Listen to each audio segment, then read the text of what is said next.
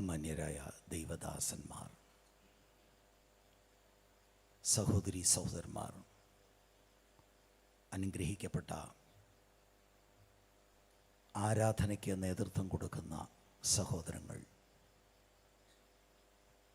വിശേഷാൽ ഈ യോഗത്തിന് നേതൃത്വം കൊടുക്കുന്ന ബഹുമാന്യ ദൈവദാസൻ പാസ്റ്റർ തോമസ് കുട്ടി, എൻ്റെ കോ ബ്രദറായിരിക്കുന്ന കർത്താവിൻ്റെ ദാസൻ രാജു,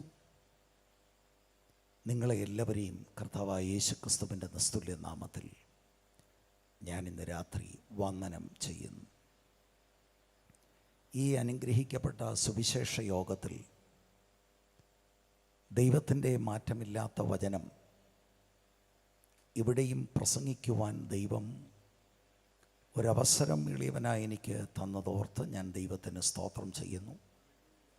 ഇവിടേക്ക് എന്നെ ക്ഷണിച്ച ബഹുമാന്യ ദൈവദാസനോടും ദൈവസഭയോടും കർത്തൃനാമത്തിൽ എൻ്റെ നന്ദിയെ പ്രകാശിപ്പിക്കുന്നു.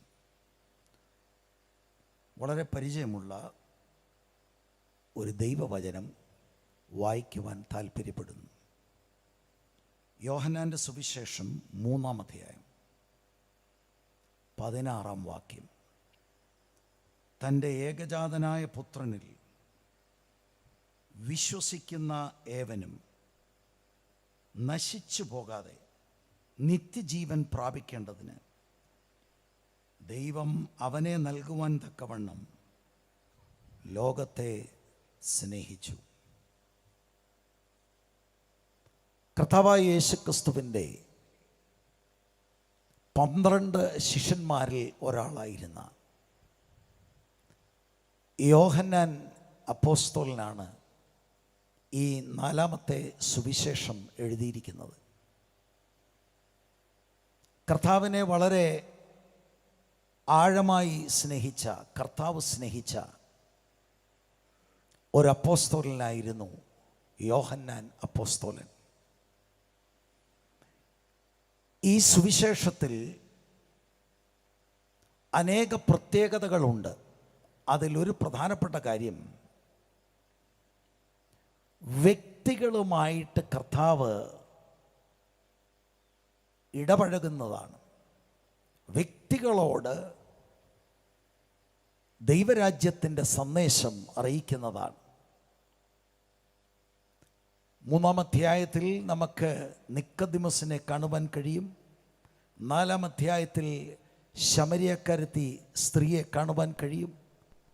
5-ാം അധ്യായത്തിൽ കുളക്കരയിൽ ഇൻവാലിഡായി കിടക്കുന്ന ഒരു പ്രിയപ്പെട്ടവനെ കാണാൻ കഴിയും. അങ്ങനെ വ്യക്തികളോട് കർത്താവ് ഇൻ്ററാക്റ്റ് ചെയ്യുന്നത് നമുക്ക് കാണുവാൻ കഴിയും. ഞാൻ വായിച്ച കുറിവാക്യത്തിൻ്റെ പശ്ചാത്തലം എന്ന് പറയുന്നത് 3-ാം അധ്യായത്തിൻ്റെ 1 മുതൽ 15 വരെയുള്ള വാക്യങ്ങളാണ്. ഇവിടെ നിക്കോദിമോസ് എന്ന് പറയുന്ന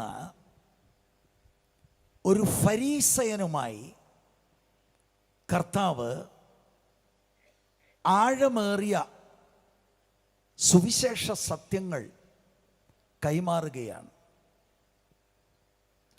ആ കാലഘട്ടത്തിൽ ഫരീസയർ, ശാസ്ത്രിമാർ, സദ്ദൂക്യർ ഇവരൊക്കെ പൊതുവെ കർത്താവിനോട് വളരെ എതിർത്ത് നിന്ന ഒരു പശ്ചാത്തലമാണ് നമുക്ക് മനസ്സിലാക്കാൻ കഴിയുന്നത്. എന്നാൽ അങ്ങനെയുള്ള സാഹചര്യത്തിലും ഒരു ഫരീസയൻ രാത്രിയിൽ കർത്താവിൻ്റെ അടുക്കൽ വന്നു എന്നാണ് 3-ാം അധ്യായത്തിൻ്റെ 1 മുതൽ ഉള്ള വാക്യങ്ങളിൽ നമുക്ക് കാണുവാനായിട്ട് കഴിയുന്നത്.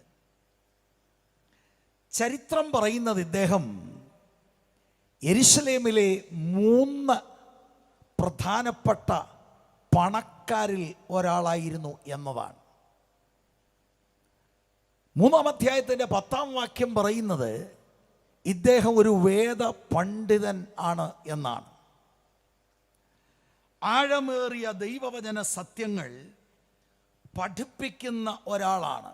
ഇത് മാത്രമല്ല, സെൻഹദ്രി സംഘത്തിലെ, അതായത് യഹൂദന്മാരുടെ മതകോടതിയിലെ ഒരംഗമാണ് എന്നതുമാണ് നമുക്ക് മനസ്സിലാക്കാൻ കഴിയുന്നത്.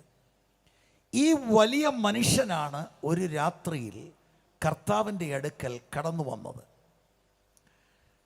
കർത്താവുമായിട്ടുള്ള സംഭാഷണത്തിൽ വളരെ വ്യക്തമായി കർത്താവ് അദ്ദേഹത്തോട് പറയുന്നത് അദ്ദേഹം സ്വർഗത്തിൽ പോകത്തില്ലെന്നാണ്.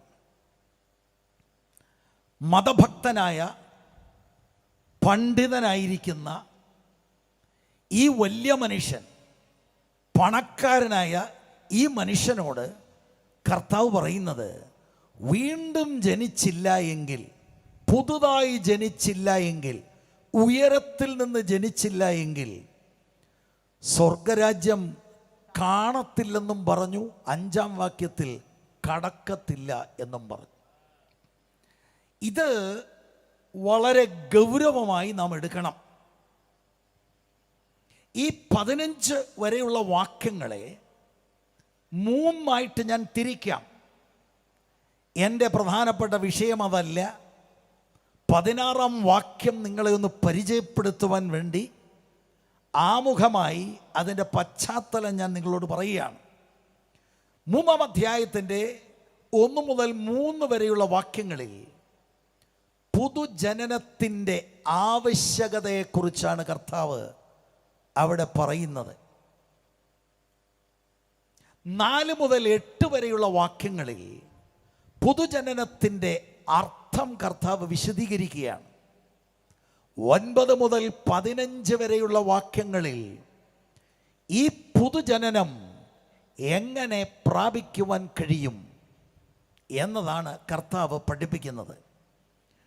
അതിൽ 14-15 വാക്യങ്ങൾ നിർബന്ധമായി നമുക്കൊന്ന് വായിക്കണം. കാരണം 16-ാം വാക്യം ആ 14-15 വാക്യത്തിൻ്റെ തുടർച്ചയാണ്. മലയാളത്തിൽ അത് അത്ര വ്യക്തമല്ല എങ്കിലും ഇംഗ്ലീഷ് ട്രാൻസ്ലേഷനിൽ ആ വാക്യം തുടങ്ങുന്നത് for God so loved the world. 14-15 വാക്യവുമായി അത് വളരെ കണക്റ്റഡ് ആണ്. മോശ മരുഭൂമിയിൽ സർപ്പത്തെ ഉയർത്തിയതുപോലെ മനുഷ്യപുത്രനെ ഉയർത്തേണ്ടതാകുന്നു. അവനിൽ വിശ്വസിക്കുന്ന ഏവനും നിത്യജീവൻ പ്രാപിക്കേണ്ടതിന് തന്നെ. അവനിൽ വിശ്വസിക്കുന്ന ഏവനും നിത്യജീവൻ പ്രാപിക്കേണ്ടതിന് തന്നെ. ഇതിനോട് ചേർന്ന് കിടക്കുന്നതാണ് 16-ാം വാക്യം. ഞാൻ ആദ്യം ഈ വാക്യം വായിച്ചപ്പോഴും ഇതുവരെ കാര്യം പറഞ്ഞപ്പോഴും നമ്മളിൽ മിക്കവർക്കും ഇതിനെക്കുറിച്ച് ഇപ്പോൾ എന്താണ് പ്രസംഗിക്കാനുള്ളത് എന്നൊരു ചിന്ത സ്വാഭാവികമായി വരാൻ സാധ്യതയുണ്ട്. ആ ചിന്ത നമ്മളെ ഇന്ന് രാത്രിയിലത്തെ പ്രഭാഷണ അറ്റൻഷനോട് ശ്രദ്ധിക്കുന്നതിന് തടസ്സമായി നിൽക്കാം. എന്നാൽ ഞാൻ ഈ സദസ്സിൽ കാണുന്നത് 3 കൂട്ടം ആളുകളെയാണ്. ഒന്ന്, പുതിയ ജനനം പ്രാപിച്ച ആളുകൾ. 2, പുതിയ ജനനം പ്രാപിച്ചു എന്ന് തോന്നുന്ന ആളുകൾ. 3, ഈ അനുഭവം ഇല്ലാത്ത ആളുകൾ. 2ാമത്തെ കൂട്ടരാണ് ഏറ്റവും ഡേഞ്ചറിലായിരിക്കുന്നത്. നിക്കോദിമോസിനെ പോലെയുള്ള നാട്ടിൽ എല്ലാവർക്കും സാക്ഷ്യമുള്ള ഒരു പരമഭക്തൻ കർത്താവിൻ്റെ മുൻപിൽ വന്നു നിൽക്കുമ്പോൾ അവനെ ഇങ്ങനെ എൻകറേജ് ചെയ്ത് അവനെ വാനോളം പുകഴ്ത്തി സഭയിലോട്ട് വിളിക്കുകയല്ല. അവനോട് യേശു പറഞ്ഞത്, നീ സ്വർഗരാജ്യം കാണത്തില്ലെന്ന. അതിൻ്റെ അർത്ഥം മതപരമായ നിന്റെ ചടങ്ങുകളും നിന്റെ പാരമ്പര്യങ്ങളും സകലതും വ്യർത്ഥമാണ്. നിനക്ക് ബൈബിളിലുള്ള പാണ്ഡിത്യം കൊണ്ട് യാതൊരു ഗുണവും നിനക്കുണ്ടായിട്ടില്ല. നീ പുതിയതായിട്ട് ജനിക്കണം. 14-15 വാക്യത്തിൽ അവന് നന്നായി മനസ്സിലാകുന്ന സംഖ്യാപുസ്തകത്തിലെ ഒരു സംഭവം എടുത്തുകൊണ്ടാണ് കർത്താവ് പറയുന്നത്, മനുഷ്യപുത്രനെ ഇതുപോലെ ഉയർത്തേണ്ടതാകുന്നു. കർത്താവായ യേശുക്രിസ്തുവിൻ്റെ ക്രൂശ് മരണത്തിൻ്റെ സൂചന നമുക്കവിടെ കാണാൻ കഴിയും. തന്നിൽ വിശ്വസിക്കുന്നവർക്ക് നിത്യജീവനുണ്ട്. ആ വാക്കുകളൊക്കെ ഒരു യഹൂദ മതഭക്തനെ സംബന്ധിച്ചിടത്തോളം ഉൾക്കൊള്ളാൻ കഴിയാത്തതാണ്. കർമ്മമാർഗത്തിലൂടെ ദൈവവുമായി വ്യക്തിപരമായ ബന്ധം സ്ഥാപിക്കാമെന്ന് നൂറ്റാണ്ടുകളായി പരിശ്രമിച്ചവരാണ് യഹൂദന്മാർ. ആ യഹൂദന്മാരിൽ പ്രധാനിയായ ഒരു മനുഷ്യനോട് യേശു പറയാണ്, അതൊരു ഫോൾട്ടി പാതയാണ്, അതുവഴി പോയാൽ നീ സ്വർഗത്തിലെത്തത്തില്ല, വിശ്വാസത്താലാണ് നീതീകരണം എന്നതാണ് അദ്ദേഹത്തോട് പറയുന്നത്. ഇതുപോലെ തന്നെ നാം വേർപെട്ട സമൂഹത്തിൽ ഭാഗമായതുകൊണ്ട് നാം രക്ഷാനിർണയം പ്രാപിച്ചു എന്ന് അതുകൊണ്ട് നാം ചിന്തിക്കരുത്. അങ്ങനെ നിർബന്ധമല്ല. രക്ഷാനിർണയം പ്രാപിക്കാത്ത അനേകർ വേർപെട്ട സമൂഹത്തിലുമുണ്ട്. വിശേഷാൽ ഇവിടെ യൗവനക്കാരെയൊക്കെ ഞാൻ കാണുന്നു. ഈ സുവിശേഷ പ്രസംഗം അവരുടെ ജീവിതത്തിൽ അനുഗ്രഹമായി മാറട്ടെ. അനേക ചെറുപ്പക്കാർ ചിന്തിക്കുന്നത് അപ്പച്ചൻ പാസ്റ്റർ ആയതുകൊണ്ടും വല്യപ്പച്ചൻ പാസ്റ്റർ ആയതുകൊണ്ടും വല്യപ്പച്ചൻ സെൻട്രൽ പാസ്റ്റർ ആയതുകൊണ്ടും സ്വർഗ കവാടം എനിക്ക് വേണ്ടി തുറക്കുമെന്ന് ആരെങ്കിലും ചിന്തിച്ചു കൊണ്ടിരിക്കുകയാണെങ്കിൽ എനിക്ക് നിങ്ങളോട് പറയാനുള്ളത്, നിങ്ങൾ ഭയങ്കര ഡേഞ്ചർ സോണിലാണ്. അതുകൊണ്ട് ഇത് വളരെ പരിചയമുള്ള വേദഭാഗമാണെങ്കിലും ഇതിനകത്തെ ഓരോ വാക്കുകൾ നമുക്ക് ഒന്ന് പരിശോധിക്കാൻ തക്കവണ്ണം നമുക്ക് ഇന്ന് രാത്രി ഇടയായി തീരട്ടെ. അത് നിങ്ങളുടെ ജീവിതത്തിൽ അനുഗ്രഹവും വിടുതലും ആയി മാറട്ടെ. ഈ 16-ാമത്തെ വാക്യം ഗ്രീക്ക് ഭാഷയിൽ, മൂലഭാഷ ഗ്രീക്കാണല്ലോ, 25 വാക്കുകളാണ്. ആ 25 വാക്കുകൾ പരിശോധിച്ച മുറേ ഹാരിസ് എന്ന് പറയുന്ന ഒരു വേദശാസ്ത്രി പറഞ്ഞിരിക്കുന്നത്, എല്ലാ സാഹിത്യത്തിലെയും ഏറ്റവും പ്രശസ്തമായ വാക്യം ഇതാണെന്നാണ്. അതിന്ന് രാത്രി നമുക്കൊന്ന് ഒരുമിച്ച് ചിന്തിക്കുവാൻ ദൈവമൊരുക്കിയ ഭാഗ്യത്തിനായി നമുക്ക് ദൈവത്തിന് സ്തോത്രം ചെയ്യാം. ഏറ്റവും പ്രശസ്തമായ, ഏറ്റവും അധികം മനപ്പാടമാക്കിയ, ബൈബിളിലെ ഏറ്റവും പ്രിയങ്കരമായ വാക്യമാണ് ജോൺ 3:16. ഞാൻ ഓർക്കുന്നു, എൻ്റെ കുട്ടിക്കാലത്ത് എൻ്റെ പിതാവ് നിർബന്ധിച്ച് എന്നെ പഠിപ്പിച്ച ഒരു വാക്യമാണ് യോഹന്നാൻ 3:16. ഇന്ന് ഞാൻ ഒരു പ്രാവശ്യം കൂടെ ആ സംഭവം ഓർത്തു. അന്ന് അദ്ദേഹം ഇത് എന്നെ നിർബന്ധിച്ച് പഠിപ്പിച്ചു.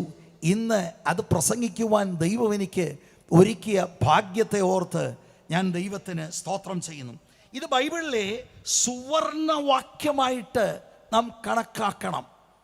അത്ര പ്രധാനപ്പെട്ട വാക്യമാണ്. യൗവനക്കാരൊക്കെ സാധാരണ ആദ്യമായി പഠിക്കുന്ന ഒരു വാക്യമാണ്. R.C. സ്പ്രൂൾ എന്ന് പറയുന്ന മഹാനായ ഒരു തിയോളജിയൻ, ഈ ലോകത്തിൽ നിന്ന് അദ്ദേഹം മാറ്റപ്പെട്ടുവെങ്കിലും അദ്ദേഹത്തിൻ്റെ വാക്കുകൾ ഇങ്ങനെയാണ്. ഏറ്റവും അറിയപ്പെട്ട പുതിയ നിയമത്തിലെ വാക്യമാണ് യോഹന്നാൻ 3:16. വാസ്തവത്തിൽ ഈ അടിസ്ഥാന വാക്യം മനുഷ്യനുമായുള്ള ദൈവത്തിൻ്റെ ബന്ധത്തെയും രക്ഷയുടെ മാർഗത്തെയും സംക്ഷിപ്തമായി സമ്മറൈസ് ചെയ്യുന്ന ഒരു വാക്യമാണ് യോഹന്നാൻ 3:16. അതുകൊണ്ട് ഇന്ന് രാത്രിയിൽ ഞാൻ ഇത്രയും ആമുഖമായി പറഞ്ഞത്, വാക്യത്തെ ഒന്ന് പരിചയപ്പെടുത്തിയത്, നിങ്ങൾക്ക് ഒരു നിസ്സംഗ മനോഭാവത്തോടെ പരിചയമുണ്ട്, അതുകൊണ്ടൊരു ലാഘവത്തോടെ ഇരിക്കാതെ നിങ്ങളിതിൽ അറ്റൻഡ് ചെയ്യുവാൻ വേണ്ടിയാണ് ഞാൻ ഇത് നിങ്ങളെ ഒന്ന് പരിചയപ്പെടുത്തിയത്. ഒരു സംഭവ കഥയുടെ പറഞ്ഞ് ഈ വാക്യത്തിലേക്ക് പ്രവേശിക്കാം. ഗെയ്ലോഡ് ഖംബരാമി എന്ന് പറയുന്ന ഒരു മനുഷ്യൻ, അദ്ദേഹം സിംബാബ്വെ എന്ന് പറയുന്ന സ്ഥലത്ത് ബൈബിൾ സൊസൈറ്റിയുടെ സെക്രട്ടറിയാണ്. ആ മനുഷ്യൻ ആളുകൾക്ക് പുതിയ നിയമം വിതരണം ചെയ്യുന്ന പതിവുണ്ടായിരുന്നു.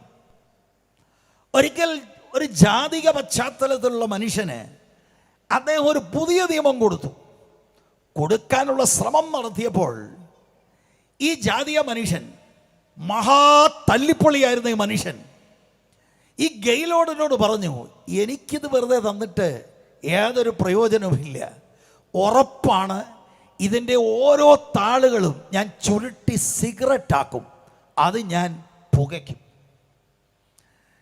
ഗെയിലോട് അദ്ദേഹത്തോട് പറഞ്ഞത്, ഓക്കെ, നിന്റെ സ്വഭാവം അങ്ങനെയായിരിക്കാം, പക്ഷെ നീ ഒരു വാക്ക് എനിക്ക് തരണം. ഇത് സിഗരറ്റാക്കി പുകയ്ക്കുന്നതിന് മുമ്പ് നീ ആ താള് വായിക്കാമെന്നുള്ള ഉറപ്പ് എനിക്ക് തരണം. അദ്ദേഹം പറഞ്ഞു, അതിന് കുഴപ്പമില്ല, അത് ഞാൻ തരാം. പുകയ്ക്കുന്നതിന് മുമ്പ്, സിഗരറ്റാക്കി വലിക്കുന്നതിന് മുമ്പ് ആ വലിക്കുന്ന താളുകൾ ഞാൻ വായിക്കാം. അങ്ങനെ അവരിരുവരും അവരവരുടെ വഴിക്ക് പോയി. 15 വർഷം കഴിഞ്ഞു. ഒരു കൺവെൻഷനിൽ ഇവരിരുവരും കണ്ടുമുട്ടി. ഈ ജാതിക മനുഷ്യൻ, പുക വലിക്കുമെന്ന് പറഞ്ഞ ഈ മനുഷ്യൻ ഒരു വിശ്വാസിയായി. 15 വർഷം കഴിഞ്ഞ് ഗെയിലോട് കാണുമ്പോൾ അദ്ദേഹം ഒരു സുവിശേഷ പ്രവർത്തകനാണ്. അദ്ദേഹത്തെ വിളിച്ച് കാര്യങ്ങളൊക്കെ അറിഞ്ഞ് അന്ന് അദ്ദേഹം കൺവെൻഷനിൽ സാക്ഷ്യം പറഞ്ഞത് ഇങ്ങനെയാണ്: മത്തായിയുടെ സുവിശേഷം മുഴുവനും ഞാൻ പുകവലിച്ചു, മർക്കോസിൻ്റെ സുവിശേഷത്തിലെ ഓരോ താളും ഞാൻ പുകവലിച്ചു, ലൂക്കോസിലേക്ക് വന്നു, അതും ഞാൻ പുകവലിച്ചു, യോഹന്നാൻ്റെ സുവിശേഷം ഞാൻ തുടങ്ങി, ഞാൻ പതിവ് പോലെ പുകവലിച്ചു. യോഹന്നാൻ 16 വന്നപ്പോൾ എനിക്ക് മുൻപോട്ട് പോകാൻ കഴിയാതെ എന്നോട് ശക്തമായി ദൈവം ഇടപെട്ടതിൻ്റെ വെളിച്ചത്തിൽ എൻ്റെ ഹൃദയത്തെ ഞാൻ ദൈവത്തിന് കൊടുത്തു. അത്ര ആഴമുള്ള, വേദശാസ്ത്രപരമായി വളരെ ആഴമുള്ള ഒരു വലിയ ഖനിയാണ് യോഹന്നാൻ 3:16 എന്ന് ഇവിടെ ഇരിക്കുന്ന ദൈവമക്കൾ തിരിച്ചറിയണമെന്ന് കർത്തൃനാമത്തിൽ ഞാൻ നിങ്ങളോട് അഭ്യർത്ഥിക്കുകയാണ്. നോക്കിയേ ആ വാക്യം. തന്റെ ഏകജാതനായ പുത്രനിൽ വിശ്വസിക്കുന്ന ഏവനും നശിച്ചു പോകാതെ നിത്യജീവൻ പ്രാപിക്കേണ്ടതിന് ദൈവം അവനെ നൽകുവാൻ തക്കവണ്ണം ലോകത്തെ സ്നേഹിച്ചു. ഈ വാക്യത്തിന്റെ അടിസ്ഥാനത്തിൽ 3 കാര്യങ്ങളാണ് ഞാൻ പറയാൻ താല്പര്യപ്പെടുന്നത്. ഒന്ന്, ദൈവം നശിച്ചു പോകുന്ന ലോകത്തെ സ്നേഹിച്ചു. 2, നശിച്ചു പോകുന്ന ലോകത്തെ രക്ഷിക്കുന്ന ദൈവത്തിൻ്റെ സ്നേഹം. 3, ദൈവത്തിൻ്റെ സ്നേഹം വിശ്വാസത്താൽ സ്വീകരിക്കേണ്ട ഉത്തരവാദിത്വം. ഒന്നാമത്തെ കാര്യം, ദൈവം നശിച്ചു പോകുന്ന ലോകത്തെ സ്നേഹിച്ചു. ലോകം എന്ന് അവിടെ ഒരു പരാമർശം. ബൈബിളിൽ ലോകമെന്ന വാക്കിന് വ്യത്യസ്ത അർത്ഥങ്ങളുണ്ട്. ഈ പ്രപഞ്ചം ലോകം എന്ന വാക്കുകൊണ്ടാണ് നമ്മൾ അറിയുന്നത്. അങ്ങനെ ബൈബിളിൽ പ്രയോഗമുണ്ട്. പിന്നെ നമുക്കറിയാം, ലോകവും അതിൻ്റെ മോഹങ്ങളും ഒഴിഞ്ഞു പോകും. ഈ ലോകത്തിൻ്റെ സംവിധാനം, പൈശാചിക വ്യാപാരമുള്ള സിസ്റ്റം ഓഫ് ദ വേൾഡ്, അതിനെയും ലോകം എന്നാണ് വിളിക്കുന്നത്. എന്നാൽ അതിൽ നിന്നൊക്കെ വ്യത്യസ്തമായിട്ടാണ് യോഹന്നാൻ ഈ പ്രയോഗം ഇവിടെ എഴുതുന്നത്. ലോകം എന്ന് യോഹന്നാൻ ഇവിടെ അർത്ഥമാക്കുന്നത് മനുഷ്യർ, ലോകത്തിലെ മനുഷ്യർ, ദ ഹ്യൂമാനിറ്റി. ആ മനുഷ്യരെ ദൈവം സ്നേഹിച്ചു എന്നതാണ്.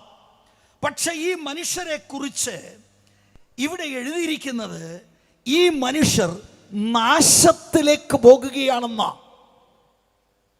തൻ്റെ ഏകജാതനായ പുത്രനിൽ വിശ്വസിക്കുന്ന ഏവനും നശിച്ചു പോകാതെ, ലോകത്തിലെ മനുഷ്യർ നാശത്തിലേക്ക് പോകുന്നു.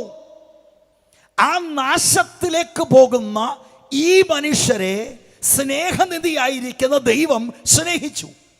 1 യോഹന്നാൻ 4:8 രണ്ടാം ഭാഗം, 1 യോഹന്നാൻ 4:16, ദൈവം സ്നേഹമാണെന്നാണ് തിരുവെഴുത്ത് പറയുന്നത്.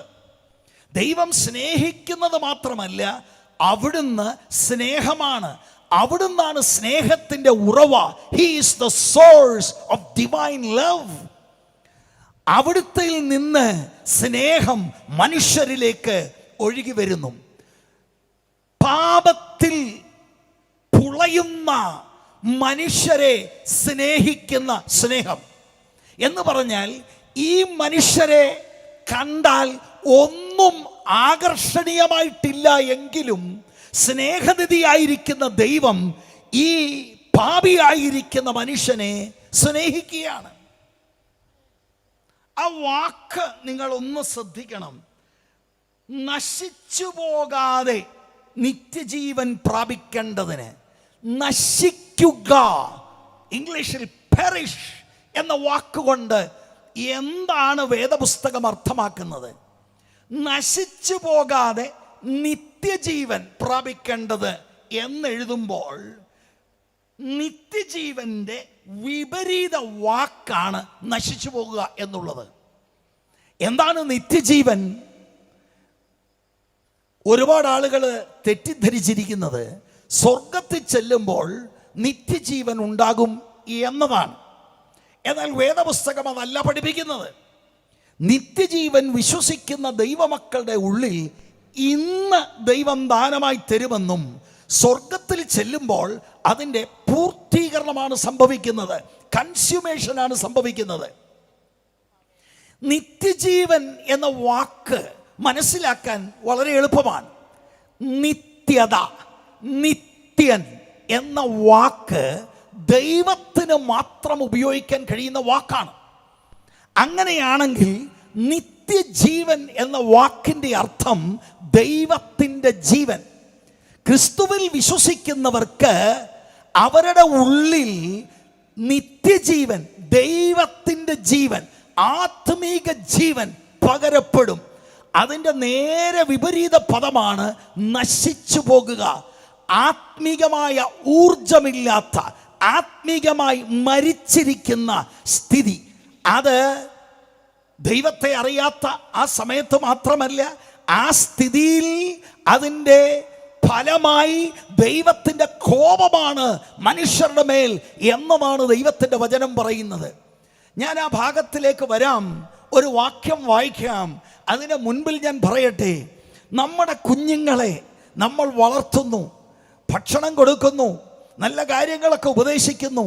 അവരുടെ കരിയറിനെ കുറിച്ച് എത്ര വ്യാകുല ചിന്തയോടെയാണ് നമ്മളായിരിക്കുന്നത്. പ്രവാചകന്മാരെ ഇറക്കി ന്യൂസിലൻഡിലേക്കുള്ള വിസ ഒക്കുമോ, UK വിസ ഒക്കുമോ എന്നൊക്കെ നമ്മൾ ആളുകളെ കൊണ്ട് പ്രവചിപ്പിക്കുന്ന പതിവ് വേർപെട്ട സമൂഹത്തിലുണ്ട്. എനിക്ക് ദൈവസ്നേഹത്തിൽ ഇവിടെയുള്ള ദൈവമക്കളോടും ഓൺലൈനിൽ എന്നെ കാണുന്നവരോടും ദൈവത്തിൻ്റെ ദാസൻ എന്ന നിലയിൽ ഈ വചനത്തിൻ്റെ അടിസ്ഥാനത്തിൽ പറയുവാനുള്ളത്, നിങ്ങളുടെ ഈ മക്കൾക്ക് അവരുടെ ഉള്ളിൽ നിത്യജീവൻ ഇല്ല എങ്കിൽ അവർ നാശത്തിലേക്ക് പോകുകയാണ് എന്ന് പറഞ്ഞാൽ അതിൻ്റെ തെളിച്ചുള്ള അർത്ഥം അവർ നരകത്തിൽ പോകും. ദൈവത്തിൻ്റെ ആത്യന്തിക സ്നേഹം UK അയക്കുന്നതല്ല, ന്യൂസിലൻഡിൽ അയക്കുന്നതല്ല, കാറ് തരുന്നതല്ല, വസ്തു തരുന്നതല്ല, വീട് തരുന്നതല്ല. ഈ നാശത്തിലേക്ക് പോയിക്കൊണ്ടിരിക്കുന്നവരെ തിരഞ്ഞു രക്ഷിപ്പാനാണ് പിതാവാം ദൈവം പുത്രനായ യേശുവിനെ ഈ താണഭൂമിയിലേക്ക് അയച്ചത്. ഇത് നമ്മൾ തിരിച്ചറിയണം. ട്യൂഷൻ വെക്കാൻ ഒരു വിഷയത്തിന് തന്നെ 2-3 ട്യൂഷനുള്ള പിള്ളേരുണ്ട്. എടുത്താൽ പൊങ്ങാത്ത പുസ്തകവുമായിട്ട് അവരിങ്ങനെ നടക്കുകയാണ്. ഈ പെൺകുട്ടിയല്ലേ ആൺകുട്ടിക്ക് വ്യക്തിപരമായി ദൈവവുമായി ബന്ധമില്ലെങ്കിൽ ഈ തസ്തികയിലാണ് അവർ നാശത്തിലേക്ക് പോവുകയാണ്. ലളിതമായിട്ട് മനസ്സിലാക്കാനാണ് പറഞ്ഞത്. നിത്യജീവന്റെ വിപരീത വാക്കാണ് നാശത്തിലേക്ക് പോവുക, അല്ലെങ്കിൽ പെറിഷിങ്, ആത്മീകമായി ഡെഡായിരിക്കുക എന്നത് ഞാൻ പറഞ്ഞല്ലോ. ഈ വാക്ക് മൂലഭാഷയിൽ നാം പഠിച്ചാൽ ഇതിൻ്റെ അർത്ഥം നരകമെന്ന് തന്നെയാണ്. അതുപോലെ ഇത് മനസ്സിലാക്കാൻ ഈ പശ്ചാത്തലത്തിൽ ഞാൻ ഒരു വാക്യം പറയാം. 18-ാം വാക്യം നിങ്ങൾ നോക്കുകയും വളരെ കൃത്യമായി ഈ നശിക്കുക എന്ന് പറഞ്ഞാൽ എന്താണ്? അവനിൽ വിശ്വസിക്കുന്നവന് ന്യായവിധി ഇല്ല. നിർത്തണം. ന്യായവിധി ഇല്ല. വിശ്വസിക്കാത്തവന് ദൈവത്തിന്റെ ഏകജാതന പുത്രന്റെ നാമത്തിൽ വിശ്വസിക്കായികയാൽ ന്യായവിധി വന്നു കഴിഞ്ഞു. ന്യായവിധി എന്ന് ഒരു വാക്കുണ്ട്. മറ്റൊരു തർജ്ജമയിൽ ശിക്ഷാവിധി വന്നു കഴിഞ്ഞു. അപ്പം നശിച്ചു പോകുക എന്ന് ഉദ്ദേശിക്കുന്നത് ശിക്ഷാവിധി വന്നു കഴിഞ്ഞു, കണ്ടംഡായി. ദൈവത്തിൻ്റെ ദൃഷ്ടിയിൽ ആള് കണ്ടംഡാണ്. എന്തോ കൈയടിച്ചാലും എത്ര തുള്ളിച്ചാടിയാലും പുതുതായി ജനിച്ചിട്ടില്ല എങ്കിൽ, വീണ്ടും ജനന അനുഭവം വന്നിട്ടില്ല എങ്കിൽ, ദൈവസ്നേഹം എന്താണെന്ന് തിരിച്ചറിഞ്ഞിട്ടില്ല എങ്കിൽ നാം നഷ്ടപ്പെട്ടു പോകും പ്രിയപ്പെട്ടവരെ. അല്പം കൂടെ ഞാൻ പറയാം.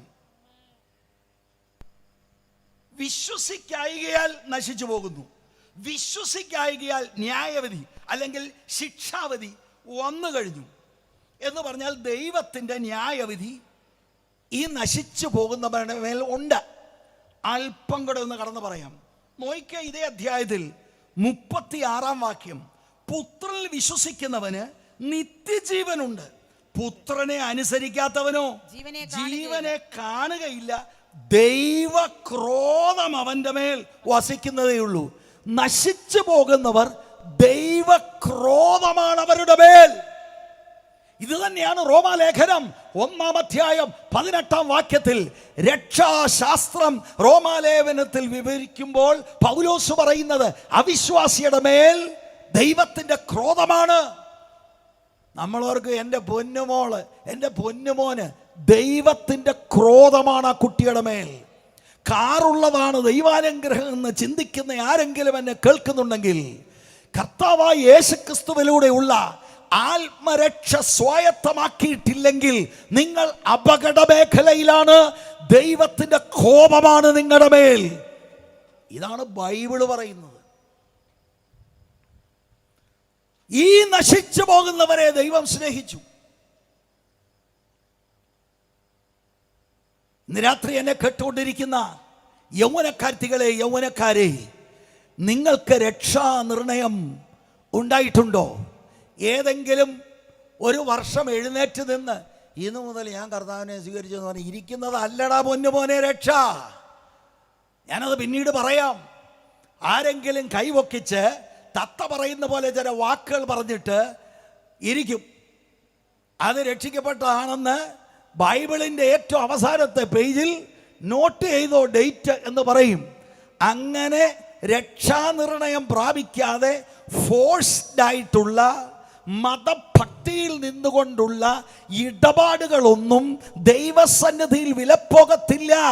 എനിക്ക് വേർപെട്ട സമൂഹത്തോട് പറയാനുള്ളത്, ഈ മതത്തിൻ്റെതായിട്ടുള്ള മൂവ്മെന്റ് വിട്ടുകൊണ്ട് ആത്മപ്രവൃത്തിയിലേക്ക് ഇറങ്ങ്, ദൈവത്തിന്റെ വചനത്തിലേക്ക് മടങ്ങി വാ, അല്ലെങ്കിൽ നാമും നമ്മുടെ മക്കളും പിന്മാറ്റത്തിൽ പോകും.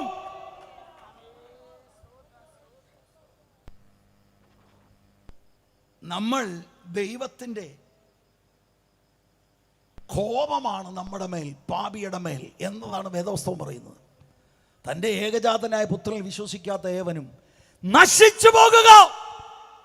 ലോകം നശിച്ചുകൊണ്ടിരിക്കുന്നു. ഇന്ന് രാത്രിയിൽ എന്നെ കേട്ടുകൊണ്ടിരിക്കുന്ന പുറത്തുള്ള പ്രിയപ്പെട്ടവരോട് ഞാൻ പറയട്ടെ, ഒന്നുകിൽ നിത്യജീവൻ പ്രാപിച്ചവർ, അല്ലെങ്കിൽ നശിച്ചു പോകുന്നവരുടെ കൂട്ടം. എന്തുകൊണ്ടാണ് ഇങ്ങനെ മുഴു ലോകവും നാശത്തിൽ പോയത്? ഈ നാശത്തിൽ പോയവരിൽ നിന്നാണ് ദൈവം തനിക്ക് സ്വന്തമായി ചിലരെ എടുക്കുന്നത്. ഉൽപ്പത്തി പുസ്തകം 2-ാം അധ്യായം അതിൻ്റെ 16-17 വാക്യങ്ങൾ നിങ്ങൾക്കറിയാം. ദൈവം ഏദൻ തോട്ടത്തിൽ ആദ്യ മനുഷ്യനാകുന്ന ആദമിനെ സൃഷ്ടിച്ചു.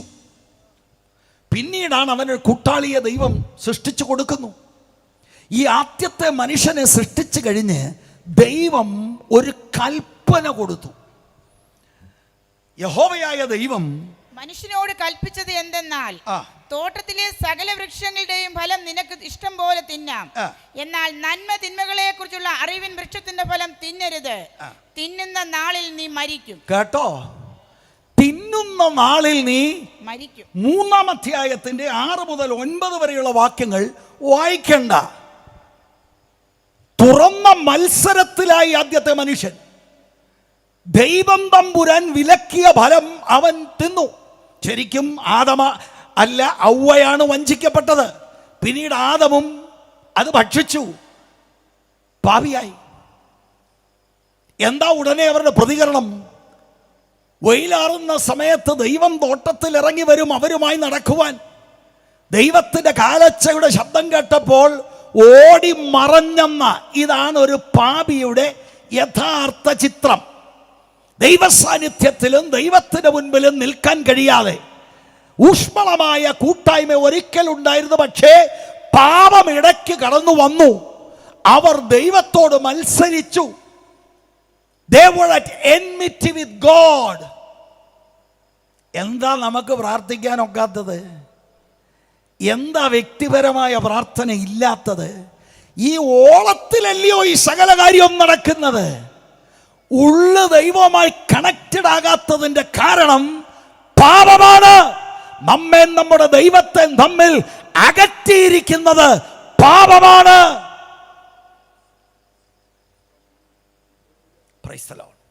നമ്മളങ്ങ് ഭയങ്കര ബിസിയായി. കാരണം ദൈവം മാനിച്ചു, അതുപോലെ അങ്ങ് ബിസിയായി. എല്ലായിടത്തും ബിസിനസ്സാ. അപകടമാണ് സുഹൃത്തെ. ഈ പാപം ദൈവവുമായിട്ടുള്ള ബന്ധം വിച്ഛേദിക്കപ്പെട്ടു, അകന്നുപോയി. എന്നിട്ട് വേദപുസ്തകം പറയുന്നത്, റോമാലേഖനം 5-ാം അധ്യായം 12 മുതൽ 21 വരെയുള്ള വാക്യങ്ങൾ വീട്ടിൽ ചെന്ന് വായിച്ചാൽ മതി. 12-ാം വാക്യം മാത്രം. അതുകൊണ്ട് ഏക മനുഷ്യനാൽ പാപവും പാപത്താൽ മരണവും ലോകത്തിൽ കടന്നു. ഇങ്ങനെ എല്ലാവരും പാപം ചെയ്യുകയാൽ മരണം സകല മനുഷ്യരിലും പരന്നിരിക്കുന്നു. ഇത് നിങ്ങൾ ശ്രദ്ധിക്കണം. ഇവിടുത്തെ ഇരിക്കുന്ന എല്ലാ കുഞ്ഞുങ്ങളും എല്ലാ സഹോദരിമാരും സഹോദരന്മാരും, നിങ്ങൾ ഈ പറയുന്ന പോലെ ഞാൻ വലിയ പാപമൊന്നും ചെയ്തിട്ടൊന്നുമില്ല. ഏതായി വലിയ പാപം? ഞാനൊരു മര്യാദ പാപിയാ. അതെന്തൊരു പാപം?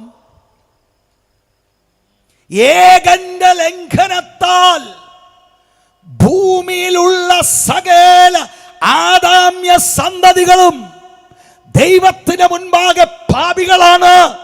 അവരുടെ മേൽ ദൈവത്തിന്റെ കോപമാണ്. അവർ നാശത്തിലേക്ക് പോകുകയാണ്.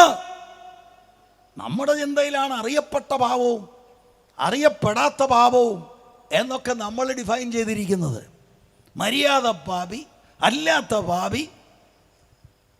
അമ്മയുടെ ഉദരത്തിൽ കുട്ടി ഉരുവാകുമ്പോൾ വിശുദ്ധനായ ദൈവത്തിന്റെ മുൻപിൽ ആ കുട്ടി പാപിയാണ്. ഇത് നമ്മൾ തിരിച്ചറിയണം. വേദപുസ്തകം പറയുന്നതാണ്. ഉടനെ ചില മാതാപിതാക്കൾക്ക് അങ്ങ് വലിയ വിഷമം. എൻ്റെ കുഞ്ഞോ, യോ, എൻ്റെ കുഞ്ഞിനെ കുറിച്ച് അങ്ങനൊന്നും പറയില്ല, അവൻ നല്ലവനാ.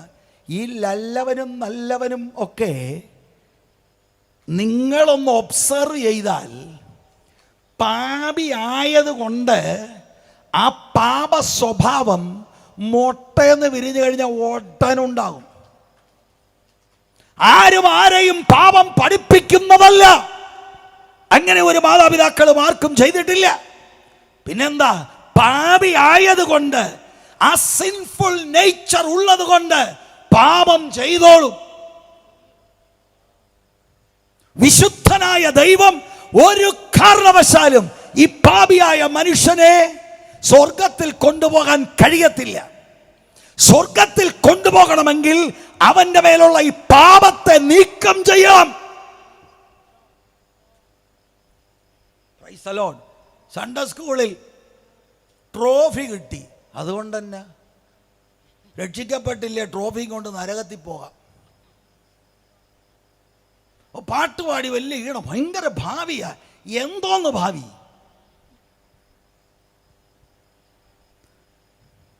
ദൈവരാജ്യത്തിന്റെ വാതിൽ അടഞ്ഞു കിടക്കുകയാണ് നിനക്ക് എങ്കിൽ, താങ്കൾക്ക് എങ്കിൽ എന്തോന്ന് ഭാവി?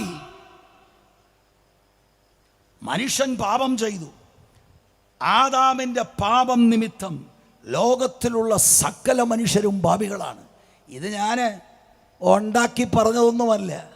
റോമാലേഖനം 3-ാം അധ്യായം, ശരിക്കും 3-ാം അധ്യായം ഒന്ന് പഠിക്കണം. പാപിയായ മനുഷ്യനെ സ്കാൻ ചെയ്ത് സ്കാനിങ് റിപ്പോർട്ട് അവിടെ ഉണ്ട്. മുഴുവൻ പാപം, മൊത്തം പാപം, ഡിപ്രൈവ്ഡ്. 3-ാം അധ്യായം 10-ാം വാക്യം എന്താണ് പറയുന്നത്? നീതിമാൻ ആരുമില്ല, ഒരുത്തൻ പോലുമില്ല. സ്വർഗത്തിലെ ദൈവം നോക്കുമ്പോൾ ഇവിടെ എങ്ങോട്ട് ഒറ്റ നീതിമാനുമില്ല, സകലരും പാപം ചെയ്തു. അതിന്റെ 23-ാം വാക്യം, എല്ലാവരും പാപം ചെയ്ത് ദൈവ തേജസ് നഷ്ടപ്പെടുത്തിയിരിക്കുന്നു. All have sinned and fallen short of the glory of God. എന്താ നമ്മൾ മനസ്സിലാക്കുന്നത്? യോഹന്നാൻ 3:16, നശിച്ചു പോകുന്ന ലോകത്തെ ദൈവം സ്നേഹിച്ചു. ഈ നശിച്ചു പോകുക എന്ന് പറഞ്ഞാൽ എന്താണ്? എന്തുകൊണ്ട് നശിക്കുന്നു? Sin has entered humanity.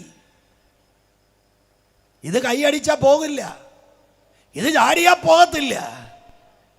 ഇത് മാനസാന്തരം ഉണ്ടാകണം. അല്ല നമ്മളിപ്പോൾ നമ്മുടെ പിള്ളേരെല്ലാം കൂടെ കൂട്ടച്ച് ആ ഞടിയുടെ കൈ, ആ ഞടിയുടെ കൈ, എന്നിട്ട് രക്ഷിക്കപ്പെടാത്തവനും ആത്മാവിനെ കിട്ടി. എന്താ ഈ ചെയ്യുന്നത്?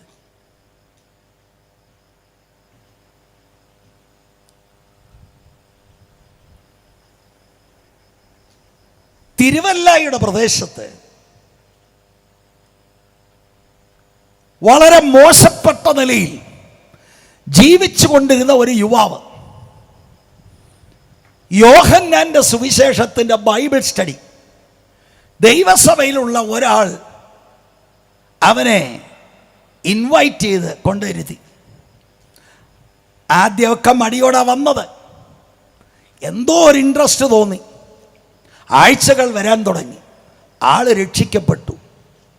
സാൽവേഷൻ ആർമി എന്ന് പറയുന്ന ഒരു ഗ്രൂപ്പിൽ നിന്ന് കർത്താവിൻ്റെ മഹാകരുണയാൽ ജോൺസൺ എന്നു പേരുള്ള ഒരു യുവാവ് രക്ഷിക്കപ്പെട്ടു.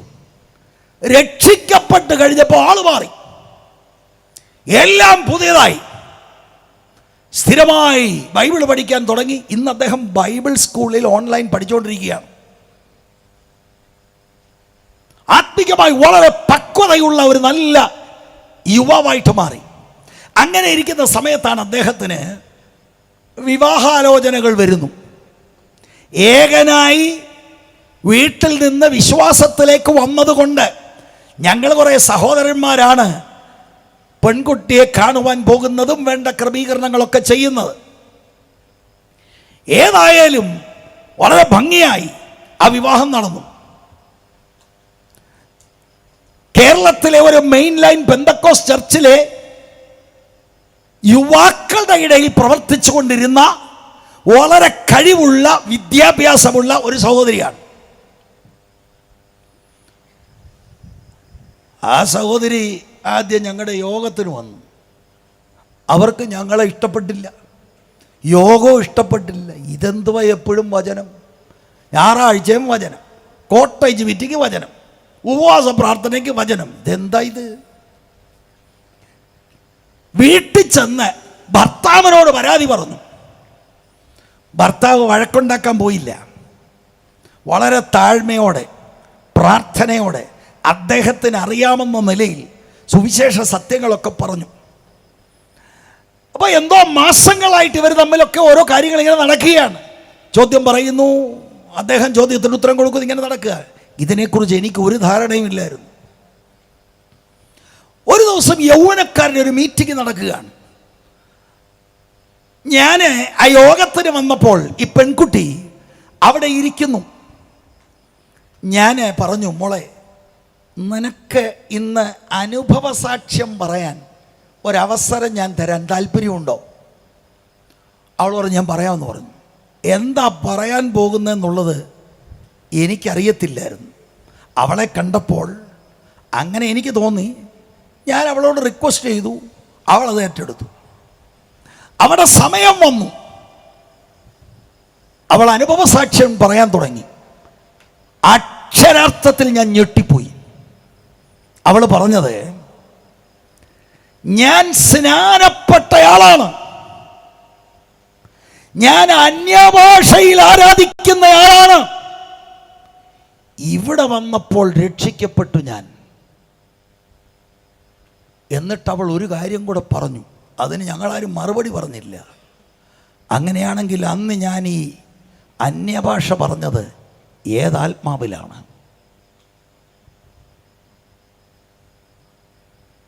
ലോകം നാശത്തിലേക്കാണ്. ഉരുട്ടിപ്പരട്ട് പരിപാടി കൊണ്ട് ആത്മീകത ശരിയാകത്തില്ല. ഇത് വളരെ ഗൗരവമുള്ള കാര്യമാണ്. രക്ഷിക്കപ്പെടാത്തവരുണ്ട്, രക്ഷിക്കപ്പെട്ടെന്ന് തോന്നിയവരുണ്ട്, യഥാർത്ഥത്തിൽ രക്ഷിക്കപ്പെട്ടവരുമുണ്ട്. ഈ തോന്നുന്ന ആളുകൾ രക്ഷിക്കപ്പെട്ടിട്ടില്ലെങ്കിൽ അവരാണ് ഏറ്റവും ഡിഫിക്കൽട്ട് ആളുകൾ. കാരണം അവർ സമ്മതിക്കത്തില്ല.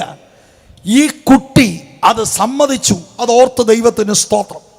കുടുംബമായിട്ട് അവർ അനുഗ്രഹിക്കപ്പെട്ടു, സന്തോഷത്തോടെ മുന്നോട്ട് പോകുന്നു. ഇതുപോലുള്ള ധാരാളം കേസുകൾ. എത്ര യുവാക്കൾ എന്നോട് വന്ന് പറഞ്ഞിട്ടുണ്ട്, ഒന്നുകൂടെ സ്നാനപ്പെടുത്താമോ?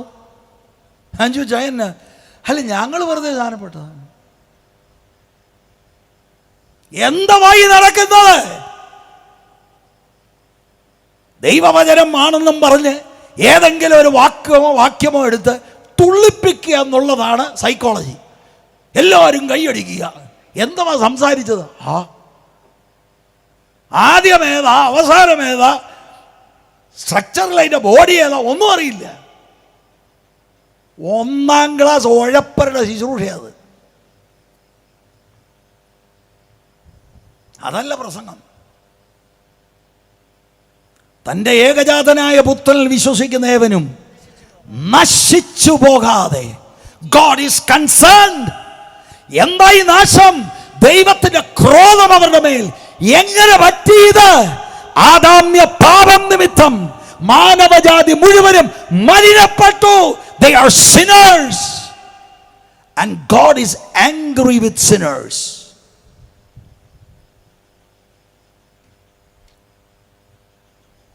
ഇവിടെയാണ് ദൈവത്തിന്റെ സ്നേഹം. ഈ ലോകത്തെ സ്നേഹിക്കാൻ ആകർഷണീയമായ എന്തുണ്ട്? ഒന്നുമില്ല. രാവിലെ എഴുന്നേൽക്കുമ്പോൾ മുതൽ വല്ലാത്ത ചിന്തകളും വല്ലാത്ത പ്രവൃത്തികളും എല്ലാമല്ല. എന്താണ് ആകർഷണീയമായിട്ടുള്ളത്? അവിടെയാണ് വേദപുസ്തകം പറയുന്നത് ദൈവം ലോകത്തെ സ്നേഹിച്ചെന്ന്. ഇത് കേട്ടുകൊണ്ടിരിക്കുന്ന നിക്കോദിമോസ് ഞെട്ടും. എന്താണ്? അവരുടെ ധാരണയിൽ ദൈവം യഹൂദരെ സ്നേഹിക്കുന്നെന്ന് പറഞ്ഞാൽ വേദശാസ്ത്രിക്ക് മനസ്സിലാകും. ഇവിടെ പറയാം ദൈവം ലോകത്തെ എന്ന് പറഞ്ഞാൽ യഹൂദനെ മാത്രമല്ല, ഏത് ജാതിയിലും കുലത്തിലും പെട്ടവരെയും ദൈവം സ്നേഹിക്കുന്നു. നാശത്തിലേക്ക് പാഞ്ഞുകൊണ്ടിരിക്കുന്ന ലോകത്തിലുള്ള മനുഷ്യവർഗത്തെ സ്നേഹിക്കുന്ന ഒരു ദൈവമുണ്ട്.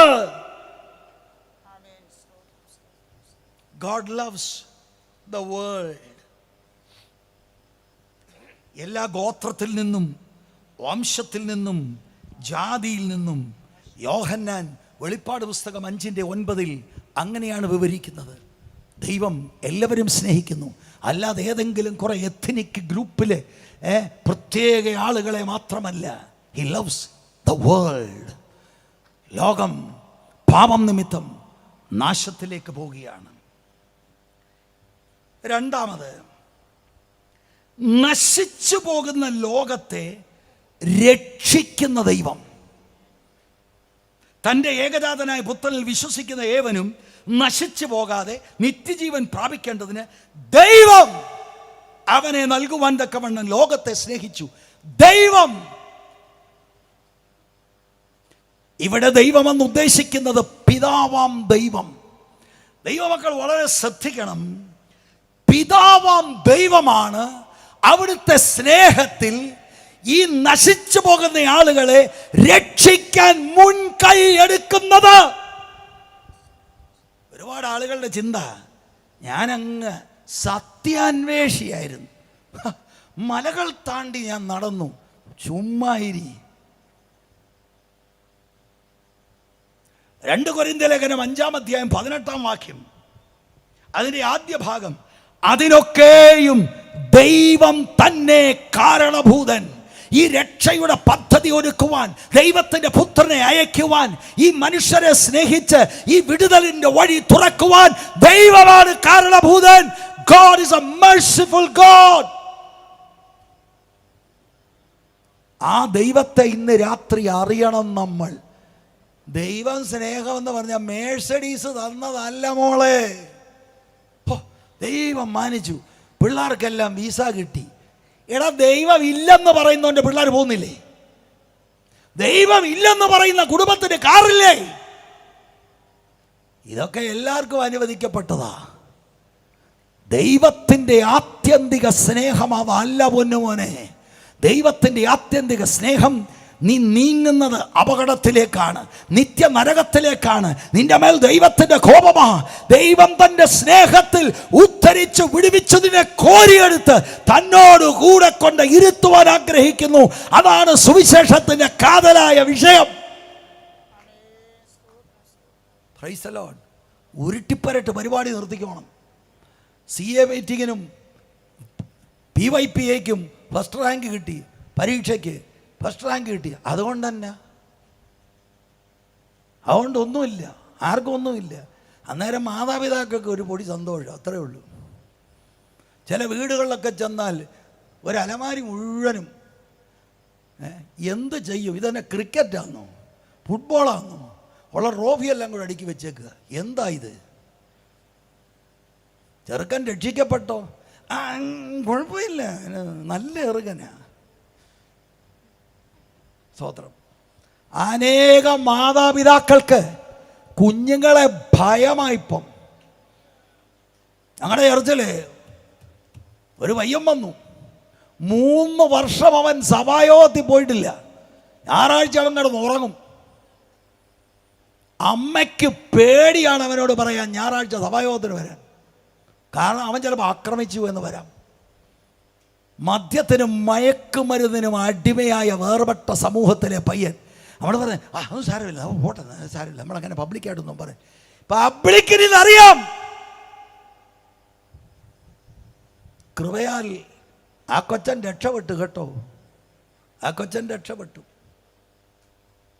സുവിശേഷം കേട്ടു, ദൈവാത്മാവ് പ്രവർത്തിച്ചു, അവൻ്റെ ഉള്ളത്തെ അവൻ കർത്താവിന് വിട്ടുകൊടുത്തു.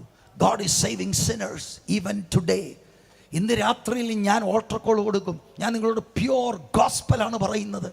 നാളെയെന്ന് നിങ്ങൾ വെക്കരുത്, നാണം കടന്ന് വെക്കരുത്.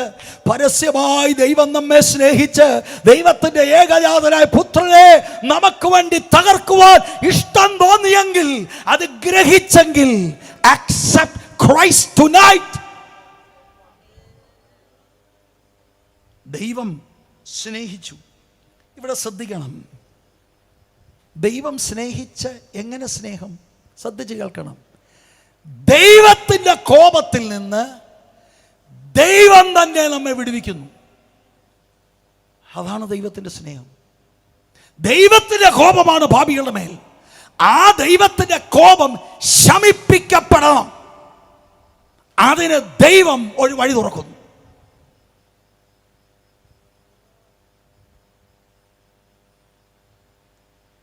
പതിനാറാമത്തെ ഈ വാക്യം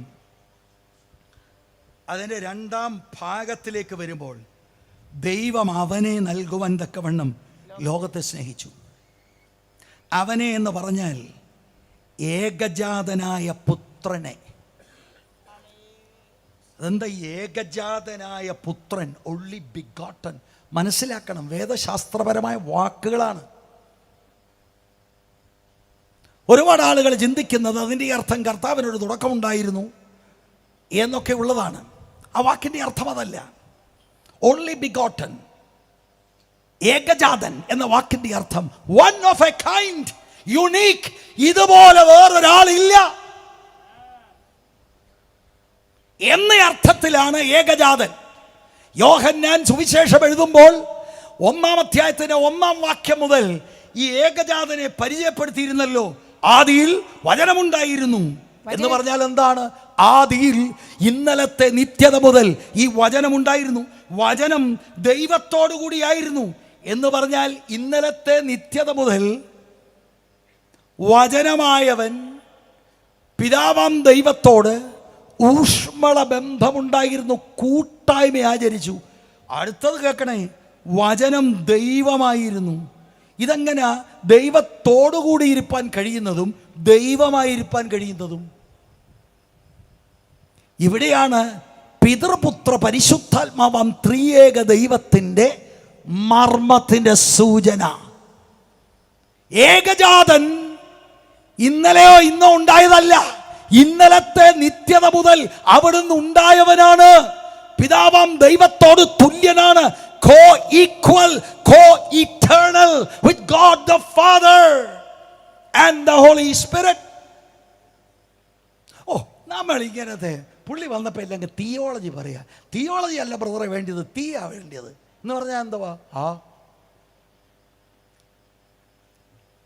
ഇതെല്ലാം ഒളിച്ചോട്ടങ്ങളാണ്.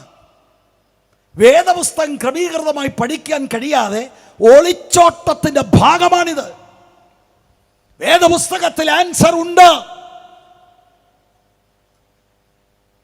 തൻ്റെ ഏകജാതനായ പുത്രനിൽ വിശ്വസിക്കുന്ന ഏവനും നശിച്ചു പോകാതെ നിത്യജീവൻ പ്രാപിക്കേണ്ടതിന് ദൈവം അവനെ നൽകുവാൻ തക്കവണ്ണം, അതാണ് ദൈവത്തിൻ്റെ സ്നേഹം, ദൈവത്തിൻ്റെ രക്ഷിക്കുന്ന സ്നേഹം. ദൈവം സ്നേഹമാണെന്ന് പറഞ്ഞ് സ്വർഗത്തിലിരുന്ന് നമ്മുടെ ഈ അവസ്ഥ കണ്ട് അവിടെ ഇരിക്കുകയല്ല. God sent his son into the world. നഷ്ടപ്പെട്ടു പോകുന്ന മനുഷ്യനെ ഉദ്ധരിക്കാൻ ദൈവം പദ്ധതി ഒരുക്കി, പ്ലാൻ ഒരുക്കി. അങ്ങനെ ഞാൻ പറയുമ്പോൾ തെറ്റിദ്ധരിക്കരുത്. എന്നൊരുക്കി?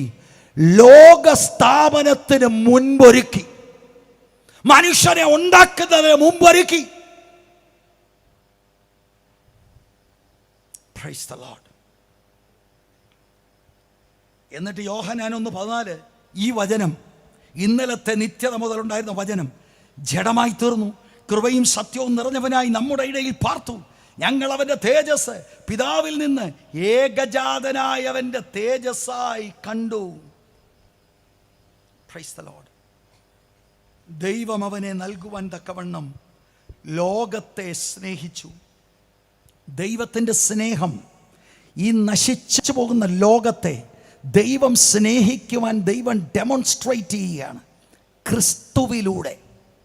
ക്രിസ്തുവിലൂടെ ലോകത്തെ ദൈവത്തിൻ്റെ നീതിയുള്ള കോപത്തിൽ നിന്ന് രക്ഷപ്പെടുത്തുവാൻ ദൈവത്തിൻ്റെ ഏകജാതനായ പുത്രനെ നൽകുവാൻ തക്കവണ്ണം ലോകത്തെ സ്നേഹിച്ചു.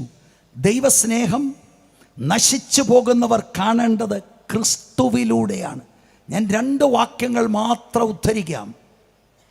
2 കൊരിന്ത്യർ 5:18 ആദ്യ ഭാഗം നേരത്തെ ഞാൻ പറഞ്ഞിരുന്നു. അതിനൊക്കെയും ദൈവം തന്നെ കാരണഭൂതൻ. ദൈവമാണ് ഈ രക്ഷണ്യ പദ്ധതിക്ക് മുൻകൈയെടുക്കുന്നത്. 2-ാം ഭാഗം, അവൻ നമ്മെ ക്രിസ്തു മൂലം തന്നോട് നിരപ്പിച്ചു. ക്രിസ്തുവിലൂടെ അല്ലാതെ ഒന്നുമില്ല. പിതാവാം ദൈവം മുൻകൈയെടുക്കുന്നു, പുത്രനെ അയക്കുന്നു. പുത്രനിലൂടെയാണ് ദൈവത്തിൻ്റെ സ്നേഹം നഷ്ടപ്പെട്ട് നശിച്ചു പോകുന്ന ദൈവത്തിൻ്റെ കോപമുള്ള ആളുകൾ തിരിച്ചറിയുന്നത്. മറ്റൊരു വാക്യം, റോമാലേഖനം 5:1, വിശ്വാസത്താൽ നീതീകരിക്കപ്പെട്ടിട്ട് നമ്മുടെ കർത്താവായ യേശുക്രിസ്തു മൂലം നമുക്ക് ദൈവത്തോട് സമാധാനമുണ്ട് എന്ന് പറഞ്ഞാൽ, നേരത്തെ നമുക്ക് ദൈവത്തോട് സമാധാനമില്ല. നാം ദൈവത്തിൻ്റെ ശത്രുവായിരുന്നു. പക്ഷെ ക്രിസ്തു മൂലം വിശ്വാസത്താൽ നീതീകരിക്കപ്പെട്ട നമുക്ക് ഇപ്പൊ ദൈവത്തോട് സമാധാനമുണ്ടെന്ന്. വിശ്വാസ സമൂഹത്തിൻ്റെ ഭാഗമായാൽ ദൈവത്തോട് സമാധാനം വരത്തില്ല. രക്ഷിക്കപ്പെടുമ്പോഴാണ് ദൈവത്തോട് സമാധാനം ഉണ്ടെങ്കിൽ. അല്ലെങ്കിൽ വഴക്കാണ്. ദൈവത്തിൻ്റെ സ്നേഹം യേശുക്രിസ്തുവിലൂടെയാണ്. ആ വാക്കുകൾ ഒന്നുകൂടെ ശ്രദ്ധിച്ചേ. ദൈവം അവനെ നൽകുവാൻ തക്കവണ്ണം ലോകത്തെ സ്നേഹിച്ചു. നൽകുക, ഇംഗ്ലീഷിൽ ഗേവ്. 2 വാക്യങ്ങൾ ഞാൻ വായിക്കാം. ദൈവത്തിൻ്റെ പുത്രൻ ഈ ലോകത്തിലേക്ക് വന്നത് കന്യകാ ജനനത്തിലൂടെയാണ്. പിതാവാം ദൈവം പുത്രനായ ദൈവത്തെ ലോകത്തിലേക്ക് അയച്ചു. ത്രൂ ദ എന്താ വന്ന രക്ഷിക്കപ്പെട്ടോ? പിന്നെ 1988 സെപ്റ്റംബർ മാസം 5-ാം തീയതി വൈകിട്ട് 6 മണിക്ക് പ്രായശ്ചിത്തം എന്താ? എന്താ ഇത്?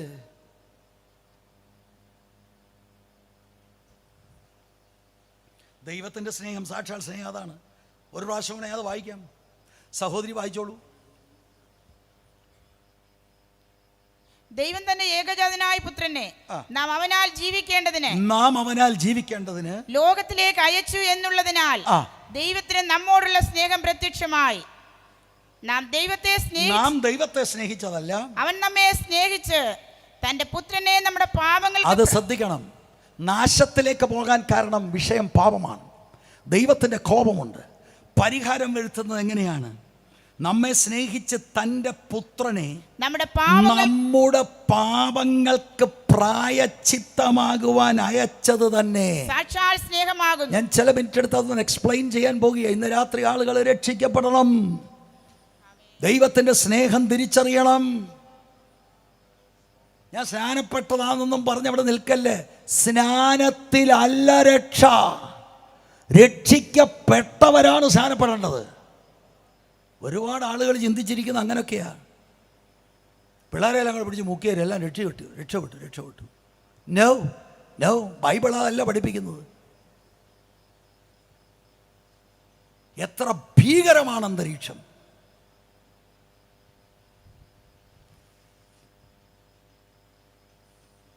ആ വാക്യം 10-ാം വാക്യത്തിൻ്റെ ആദ്യ ഭാഗം, നാം ദൈവത്തെ സ്നേഹിച്ചതല്ല, അവൻ നമ്മെ സ്നേഹിച്ചു. എന്താ ഇതിൻ്റെ അർത്ഥം?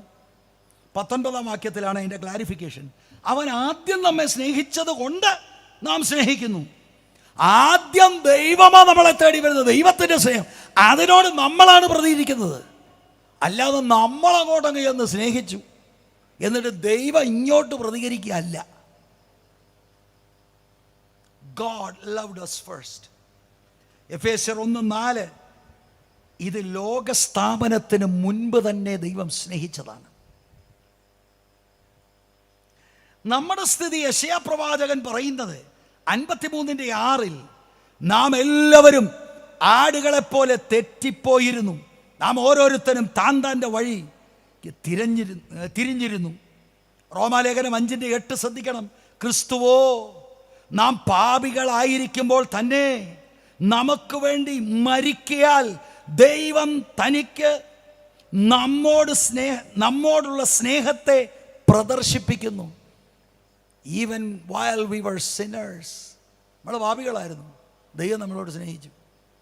അല്ലാതെ നമ്മൾ അങ്ങോട്ട് പോയി സ്നേഹിക്കുകയല്ല. ദൈവത്തിൻ്റെ സ്നേഹം തിരിച്ചറിഞ്ഞ് നാം പ്രതികരിക്കുന്നവരായി മാറണം.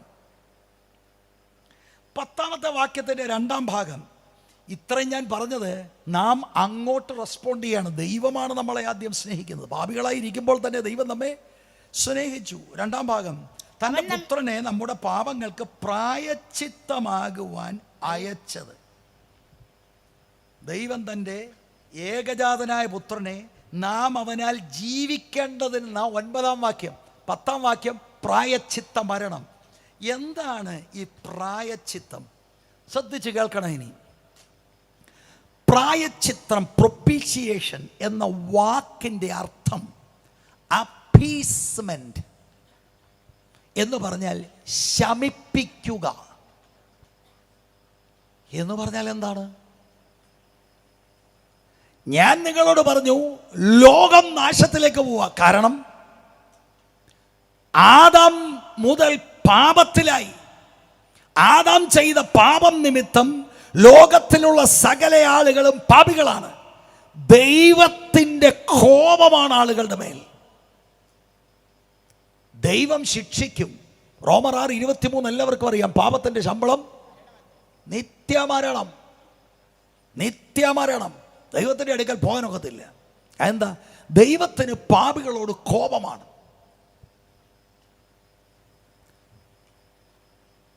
സങ്കീർത്തനം 5, സങ്കീർത്തനം 7, സങ്കീർത്തനം 9 ഇവിടെ എല്ലാം കൃത്യമായിട്ട് എഴുതിയിട്ടുണ്ട്. പാപിയോടും ദൈവത്തിന് കോപമാണ്. ആ കോപം ശമിപ്പിക്കപ്പെടാൻ ദൈവം ദൈവത്തിൻ്റെ സ്നേഹത്തിൽ ദൈവത്തിൻ്റെ പുത്രനെ അയക്കുകയാണ്. അതെങ്ങനെയാണ്? ഞാൻ വാക്യം വായിക്കാം. ഇത് എൻ്റെ ജീവിതത്തെ മാറ്റിമറിച്ച വാക്യമാണ്. 2 കൊരിന്തി ലേഖനം 5-ാം അധ്യായം 21-ാം വാക്യം ഞാൻ തന്നെ വായിക്കാം. ശ്രദ്ധിച്ചത് കേൾക്കണം. പാപം അറിയാത്തവനെ നാം അവനിൽ ദൈവത്തിൻ്റെ നീതി ആകേണ്ടതിന് അവൻ നമുക്ക് വേണ്ടി പാപമാക്കി. പാപമറിയാത്തത് കർത്താവായ യേശുക്രിസ്തുവാ. പിതാവാം ദൈവം കർത്താവായ യേശുക്രിസ്തുവിനെ നമുക്ക് വേണ്ടി പാപമാക്കിയെന്ന് വിശ്വസിക്കാൻ കഴിയുമോ എന്ന് പറഞ്ഞാൽ എന്താ ഇതിൻ്റെ അർത്ഥം? ഇതെന്തല്ലെന്ന് പറയാം. ആദ്യം യേശുവിനെ പാപിയാക്കിയെന്നല്ല. അങ്ങനെ ആരെങ്കിലും വ്യാഖ്യാനിക്കുന്നുണ്ടെങ്കിൽ അത് ദൈവദൂഷണമാണ്. പിതാവാം ദൈവം പാപം അറിയാത്ത എന്ന വാക്കിന്റെ അർത്ഥം എക്സ്പീരിയൻഷ്യലി പാപം ഒരിക്കൽ പോലും അനുഭവിക്കാത്ത, പാപമംഗുലമായ ലോകത്തിലാണ് അവിടുന്ന് വന്നത്. പക്ഷെ എക്സ്പീരിയൻഷ്യലായി ഒരിക്കൽ പോലും പാപത്തെ അറിയാത്ത ദൈവപുത്രനായ യേശുവിൻ്റെ മേൽ വേദപുസ്തകം പറയുന്ന ഈ വാക്കിന്റെ അർത്ഥം പിതാവ് പാപത്തെ ചുമത്തിയെന്ന. വെറുതെ വിശ്വസിക്കണ്ട. യെശയ്യാ പ്രവചനം 53:6 നാം എല്ലാവരും ആടുകളെ പോലെ തെറ്റിപ്പോയിരുന്നു, നാം ഓരോരുത്തരും താൻ തൻ്റെ വഴിക്ക് തിരിഞ്ഞിരുന്നു, എന്നാൽ യഹോവ നമ്മുടെ എല്ലാവരുടെയും അകൃത്യം അവന്റെ മേൽ ചുമത്തി. മനുഷ്യൻ പാപം ചെയ്ത് ദൈവത്തിന്റെ കോപത്താൽ നഷ്ടപ്പെട്ടു പോകുമ്പോൾ സ്നേഹസമ്പൂർണനാകുന്ന ദൈവം ദൈവത്തിന്റെ പുത്രനെ ഒരു പരിഹാരമായി താണഭൂമിയിലേക്ക് അയച്ചു. മനുഷ്യവേഷത്തിൽ വന്നു. 33.5 തിരുവയസ്സ് പാപം കൂടാതെ ജീവിച്ചു.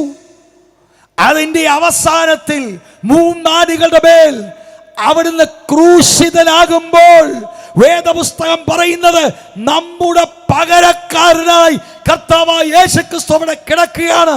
പിതാവാം ദൈവം നമ്മുടെ പാപത്തെ തന്റെ മേൽ ചുമത്തി, പാപം അറിയാത്തവന്റെ മേൽ ചുമത്തി എന്ന് പറഞ്ഞ അതിന്റെ അർത്ഥം എന്താ? ശ്രദ്ധിച്ച് കേട്ടോണം. ഞാനും നിങ്ങളും ജീവിച്ച ജീവിതം യേശു ജീവിച്ചതായി കണക്കിട്ടും. യോ, തല്ലിപ്പൊളിയായിട്ട് ഞാൻ ജീവിച്ച ജീവിതം യേശു ജീവിച്ചതായി കണക്കിട്ടു. ആ സമയത്ത് എന്തു പറ്റി? നമ്മുടെ മേലുള്ള ദൈവത്തിന്റെ കോപം, നമ്മളെ ശിക്ഷിക്കേണ്ട ദൈവത്തിന്റെ കോപം ദൈവത്തിന്റെ പുത്രന്റെ മേൽ ചൊരിഞ്ഞു. അവിടുന്ന് 4ാമത്തെ മൊഴി വിളിച്ചു പറഞ്ഞു, എൻ്റെ ദൈവമേ, എൻ്റെ ദൈവമേ, അങ്ങനെ കൈവിട്ടതെന്ത്? നട്ടുച്ചയ്ക്ക് 12 മണി മുതൽ 3 മണി വരെ സൂര്യൻ ഇരുണ്ടുപോയി, ദേശത്തെല്ലാം ഇരുട്ട്. വേദപണ്ഡിതന്മാരുടെ അഭിപ്രായത്തിൽ ഏറ്റവും ശക്തമായി, ഏറ്റവും ഉച്ചകോടിയിൽ ആ പാപത്തെ വഹിക്കുന്ന ആ ശുശ്രൂഷയിൽ പുത്രൻ എത്തിക്കഴിഞ്ഞു.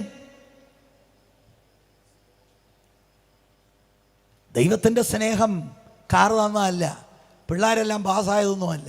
അതെല്ലാവരുടെയും പിള്ളേർ പാസ്സാകുന്നുണ്ട്. ഇത്ര തരംതാണ് ദൈവത്തിൻ്റെ സ്നേഹത്തെ ചിന്തിക്കുന്നവർ ഈ നാട്ടിൽ പെരുകിക്കൊണ്ടിരിക്കുകയാണ്. എന്താണ് ദൈവത്തിൻ്റെ സ്നേഹം? തൻ്റെ ഏകജാതനായ പുത്രനെ നൽകി, ഗേവ് എന്ന് പറഞ്ഞാൽ എന്താ? ഓൺ ദ ക്രോസ്, ക്രൂശിൽ എനിക്ക് വേണ്ടി തകർന്നു. ഇല്ലായിരുന്നെങ്കിൽ നമ്മൾ നരകത്തിൽ ചെല്ലും. അതെന്താണ്? എന്നെയും ദൈവത്തെയും തമ്മിൽ അകറ്റിയത് പാപമാണ്. ഈ പാപത്തെ നീക്കണം. ദൈവം ഒരു പാപിയും വെറുതെ വിടത്തില്ല. ദൈവം അടിച്ചിരിക്കും, ദൈവം ശിക്ഷിച്ചിരിക്കും. വേറെ ഒരു മാർഗവും ഇല്ല. പാപമറിയാത്ത ദൈവത്തിൻ്റെ പുത്രൻ, ആ പുത്രൻ്റെ മേൽ പാപമിട്ട് നമുക്ക് കിട്ടേണ്ട ശിക്ഷ ദൈവം പുത്രൻ്റെ മേൽ ചൊരിഞ്ഞു. അത് മാത്രമല്ല സുവിശേഷം കേട്ടോ, ആ വാക്യം ശരിക്ക് പഠിച്ചാൽ ക്രിസ്തുവിൻ്റെ നീതി വിശ്വസിക്കുന്ന എനിക്ക് കണക്കിടുന്നു എന്ന് പറഞ്ഞാൽ 33.5 തിരുവയസ്സ് ന്യായപ്രമാണം എല്ലാം അനുസരിച്ച ജീവിതം ഞാൻ ജീവിച്ചതായി പിതാവാം ദൈവം കണക്കിടുന്നു. What a gospel! ഏത് മതത്തിന് ഇത് പറയാനുണ്ട്? ആർക്കിത് പറയാനുണ്ട്? ഇത്ര വലിയ സുവിശേഷം ഒരു മൊബൈൽ ഫോണെ കളിക്കാൻ വേണ്ടിയാണ് നമ്മൾ തട്ടി മാറ്റുന്നത്. ഈ 3-ാം അധ്യായത്തിന്റെ 19 മുതലുള്ള വാക്യം വായിച്ചാൽ മതി. എന്തുകൊണ്ടാണ് ന്യായവിധി? വെളിച്ചം ലോകത്തിൽ വന്നിട്ടും മനുഷ്യരുടെ പ്രവൃത്തി ദോഷമുള്ളതാകയാൽ അവർ വെളിച്ചത്തേക്കാൾ ഇരുൾ നിറഞ്ഞ പാപത്തെ സ്നേഹിക്കുന്നുണ്ട്. അവന് രക്ഷിക്കപ്പെടുകയും വേണ്ട, അവന് സ്നാനപ്പെടുകയും വേണ്ട, താൻ തോന്നിയായിട്ട് ജീവിച്ചാൽ മതി. കേമനല്ല, ആടിപ്പാഴ്സല നിനക്ക്. Praise the Lord, hallelujah. ദൈവത്തിൻ്റെ സ്നേഹം ഇതാണ്. അവൻ ലോകത്തെ സ്നേഹിച്ചു. ദൈവം ലോകത്തെ സ്നേഹിച്ചത് ദൈവത്തിൻ്റെ ഏകജാതനായ പുത്രനെ നമുക്ക് വേണ്ടി തന്നതാണ്. അത് ത്യാഗപൂർണമായ സ്വയം നൽകുന്ന സ്നേഹമാണ്. ഉപാധികളില്ലാത്ത സ്നേഹമാണ്. മനഃപൂർവമായി നമ്മെ സ്നേഹിച്ചു. സ്നേഹിക്കാൻ നമ്മളിൽ ഒന്നുമില്ലായിരുന്നെങ്കിലും നിസ്വാർത്ഥമായി നമ്മളെ സ്നേഹിച്ചു. അതാണ് ദൈവത്തിൻ്റെ സ്നേഹം. 3-ാമത്തെ കാര്യം കൂടെ വേഗത്തിൽ പറഞ്ഞ് ഞാൻ നിർത്താം. ഈ ദൈവസ്നേഹം ഞാൻ പ്രസംഗിച്ചു, നിങ്ങളെല്ലാം ഇത് വായിച്ചു ബൈബിളിൽ. അതുകൊണ്ട് ഈ സ്നേഹം നമുക്ക് സ്വായത്തമാക്കാൻ കഴിയുകയില്ല. ആ വാക്യം 3-ാം അധ്യായത്തിൻ്റെ 16-ാം വാക്യത്തിൽ ഒരു താക്കോൽ വാക്ക് ഉണ്ട്. ഏകജാതനായ പുത്രനിൽ വിശ്വസിക്കുന്ന ഏവൻ. ഏവൻ എന്ന് പറഞ്ഞാൽ യഹൂദൻ മാത്രമല്ല, ഏത് ഭാഷക്കാരനും വംശക്കാരനും ആർക്കും തൻ്റെ ഏകജാതനായ പുത്രനിൽ വിശ്വസിക്കുന്ന ഏവനും നശിച്ചു പോകാതെ നിത്യജീവൻ പ്രാപിക്കേണ്ടതിന് ദൈവം അവനെ നൽകുവാൻ തക്കവണ്ണം ലോകത്തെ സ്നേഹിച്ചു. ആ സ്നേഹം, ദൈവത്തിൻ്റെ സ്നേഹം പ്രദർശിപ്പിക്കപ്പെട്ടത് ക്രിസ്തുവിൻ്റെ യാഗമരണത്തിലാണ്. സാക്ഷാൽ സ്നേഹം. പക്ഷെ അതിൻ്റെ സാധ്യത എനിക്ക് വരണമെങ്കിൽ ഞാൻ അത് മനസ്സിലാക്കി അതിൽ അർപ്പിക്കുന്ന ആശ്രയത്താൽ. ഇവിടെ ദൈവമക്കളെല്ലാം ശ്രദ്ധിക്കണം. നമ്മൾ വിശ്വാസം എന്ന വാക്ക് ഉപയോഗിക്കുന്നത് പോലെ അല്ല വേദപുസ്തകത്തിലെ വിശ്വാസം. ഞങ്ങളുടെ ഇടയിൽ ഒരാളുണ്ട്, വിശ്വസിച്ചാൽ മതി ബ്രദറെ, അല്ല എന്ന് പറഞ്ഞാൽ വിശ്വസിക്ക്. ഈ ഷൂ കൂട്ടിയാൽ വിശ്വാസമാകത്തില്ല. എന്താ ഈ വിശ്വാസം? ആ വാക്ക് ഒരുപാട് അർത്ഥമുണ്ട്. 1-ാമത്തെ കാര്യം, ഞാൻ ആ വാക്കിനെ എക്സ്പ്ലെയിൻ ചെയ്യുന്നതിന് മുമ്പ് വളരെ കൃത്യമായിട്ടറിയണം, ഒരു കർമ്മമാർഗത്തിലൂടെയും ആത്മരക്ഷയില്ല. ഇത് വിശ്വാസത്താലുള്ള നീതീകരണമാണ്. റോമർ 3:21 മുതൽ 31 വരെയുള്ള വാക്യങ്ങളൊക്കെ അതിന് വേണ്ടി വീട്ടിൽ ചെന്ന് വായിച്ചോണം. ഒരു കർമ്മം, ദശാംശം കൊടുക്കുന്നവരല്ല, ദോത്രാഴ്ച ഇടുന്നതുകൊണ്ടല്ല, ഞാൻ വെള്ള ഉടുപ്പ് ഇട്ടുകൊണ്ടല്ല, ഇതൊന്നുകൊണ്ടുമല്ല ദൈവം എന്നെ സ്വീകരിക്കുന്നത്. ദൈവം എന്നെ സ്വീകരിക്കുന്നത് വിശ്വാസത്താലാണ്. അതുകൊണ്ട് വിശ്വാസത്താൽ എന്ന് പറയുമ്പോൾ അതെന്താണെന്ന് കൃത്യം മനസ്സിലാക്കിയിരിക്കണം. ഞാൻ ഈ നേരത്തെ പറഞ്ഞ കാര്യങ്ങളൊക്കെ നല്ലതാണ് കേട്ടോ. ദശാംശം കൊടുക്കാതിരിക്കല്ല, കൊടുക്കുന്നത് നല്ലതാണ്. രക്ഷിക്കപ്പെട്ടില്ലെങ്കിൽ പ്രത്യേകിച്ച് പ്രയോജനമൊന്നുമില്ല. രക്ഷിക്കപ്പെട്ട് കഴിഞ്ഞാൽ ദൈവത്തിൻ്റെ നാമത്തിൻ്റെ മഹിമയ്ക്ക് വേണ്ടി കൊടുത്താൽ പ്രതിഫലം കിട്ടും, അത്രേ ഉള്ളൂ. അല്ലാതെ അത് നിമിത്തമല്ല സ്വർഗത്തിൽ കൊണ്ടുപോകുന്നത്. ഞാൻ രാജസ്ഥാനിൽ പോയി സൂചിയുടെ വേല പറഞ്ഞ് അടി കൊണ്ടു, നല്ല കാര്യമാണ്. കർത്താവിന് വേണ്ടി ഈ കാലഘട്ടത്തിൽ നിന്ന കൊണ്ടാൽ പ്രതിഫലമുണ്ട്. അതുകൊണ്ടല്ല ദൈവം എന്നെ സ്വീകരിച്ചത്. ദൈവം സ്വീകരിക്കുന്ന ഒറ്റയാളിൻ്റെ മെറിറ്റാ, തൻ്റെ ഏകജാതനായ പുത്രനിൽ. Christ alone, by faith alone. യേശു ആരാണ് എന്ന് കൃത്യം മനസ്സിലായി യേശുവിൽ അർപ്പിക്കുന്ന ആശ്രയത്താൽ മാത്രമേ വീണ്ടും ജനനം നടക്കൂ. ഇവിടെ വിശ്വാസം എന്ന വാക്ക് എന്ന് പറയുമ്പോൾ ഏകജാതനായ പുത്രനിൽ വിശ്വസിക്കുക, അത് പ്രസന്റ് ടെൻസിലാണ്. എന്ന് പറഞ്ഞാൽ അതിൻ്റെ അർത്ഥം ഞാൻ 2020 വിശ്വസിച്ചു, രക്ഷിക്കപ്പെട്ടു, സ്വർഗത്തിൽ പോവുക, ഹല്ലേലൂയ. നോ, വിശ്വസിച്ചു കൊണ്ടേയിരിക്കുക. ആ വിശ്വാസം തുടക്കമാണെങ്കിൽ വിശ്വസിച്ചു കൊണ്ടേയിരിക്കുക എന്നേ അർത്ഥമാവിടെ. യോഹന്നാന്റെ സുവിശേഷം 8-ാം അധ്യായം 31-ാം വാക്യത്തിൽ തന്നിൽ വിശ്വസിച്ച യഹൂദന്മാരോട് യേശു, എൻ്റെ വചനത്തിൽ നിലനിൽക്കുന്നു എങ്കിൽ നിങ്ങൾ വാസ്തവമായി എൻ്റെ. അപ്പോൾ വിശ്വസിച്ചു, പിന്നെ വചനത്തിൽ നിലനിൽക്കുന്നില്ലെങ്കിൽ ഞാൻ പറയാം സാമ്പിൾ, യൂദസിനെ പോലെ ഉള്ളൂ. ആള് ഫ്രോഡാണ്. ഏകജാതനായ പുത്രനിൽ വിശ്വസിക്കുക എന്ന് പറഞ്ഞാൽ എങ്ങാണ്ടൊരിക്കൽ കൈവക്കിയതല്ല, സജീവ വിശ്വാസം തുടർന്നുകൊണ്ടിരിക്കുക. അതിനെ സംബന്ധിച്ച് ഒരുപാട് കാര്യം പറയാനുണ്ട്. ഞാൻ അതിപ്പോൾ പറയാതെ മുന്നോട്ട് പോവുകയാണ്. യോഹന്നാന്റെ സുവിശേഷം 1-ാം അധ്യായം 11-12 വാക്യം നമുക്കറിയാമെന്ന വാക്യം. അവൻ സ്വന്തത്തിലേക്ക് വന്നു, സ്വന്തമായവരോ അവനെ കൈക്കൊണ്ടില്ല. അവനെ കൈക്കൊണ്ട് അവൻ്റെ നാമത്തിൽ വിശ്വസിക്കുന്ന ഏവർക്കും ദൈവമക്കളാകുവാൻ അവൻ അധികാരം കൊടുത്തു. യോഹന്നാന്റെ സുവിശേഷത്തിൽ വിശ്വസിക്കുക എന്ന വാക്ക് കൊണ്ട് അർത്ഥമാക്കുന്നത് കൈക്കൊള്ളുക എന്ന കാര്യം കൂടെ ആ വിശ്വാസത്തിൽ ഉൾപ്പെട്ടിരിക്കുകയാണ്. എന്ന് പറഞ്ഞാൽ എന്താണ്? യേശു ആരാണ്? യേശുവിനെ കുറിച്ച് എല്ലാ കാര്യവും, അവിടുന്ന് മനുഷ്യനായി വന്നു, അവിടുന്ന് ദൈവമാണ്, അവിടുത്തേക്ക് പാപമില്ല, അവിടുന്ന് എൻ്റെ പ്രായച്ചിത്തമായി, അവിടുന്ന് മരിച്ചു അടക്കപ്പെട്ടു, 3-ാം ദിവസം ഉയർത്തെഴുന്നേറ്റു, അവിടുന്ന് സ്വർഗാരോഹണം ചെയ്തു, അവിടുന്ന് വേഗത്തിൽ മടങ്ങി വരുന്നു. ഈ കാര്യങ്ങളെ എല്ലാം മനസ്സിലാക്കുക, വിശ്വസിക്കുക. അല്ലാതെ വിശ്വസിച്ചാൽ മതി. എന്തോന്ന് വിശ്വസിക്കുക? ഇതിനാണ് ദൈവസഭകളിൽ ദൈവവചന പഠനം വേണ്ടത്. രക്ഷിക്കുന്ന വിശ്വാസത്തിന് 3 ഘടകങ്ങൾ ഉണ്ടാകണം. ഒന്ന്, തിരുവഴുത്തിലൂടെയുള്ള വെളിപ്പാട് ക്രിസ്തുവിനെ കുറിച്ച് എനിക്ക് വേണം. എനിക്കറിയത്തില്ല, നിങ്ങൾ പറയുകയാണ് യേശുവിൽ വിശ്വസിക്കുക ബ്രദറെ. എന്താണ് വിശ്വസിക്കേണ്ടത്? അല്ല, വിശ്വസിച്ചാൽ മതി. എന്ത്? യേശു ആരാണെന്നും അവിടുന്ന് എന്ത് ചെയ്തു എന്നും ഉള്ള കൃത്യമായ അറിവ്, വചനത്തിലൂടെയുള്ള വെളിപ്പാട് എനിക്കുണ്ടായിരിക്കണം. 2, ആ വെളിപ്പാട് എൻ്റെ ഉള്ളത്തിൽ കൺവിക്ഷനായി മാറണം.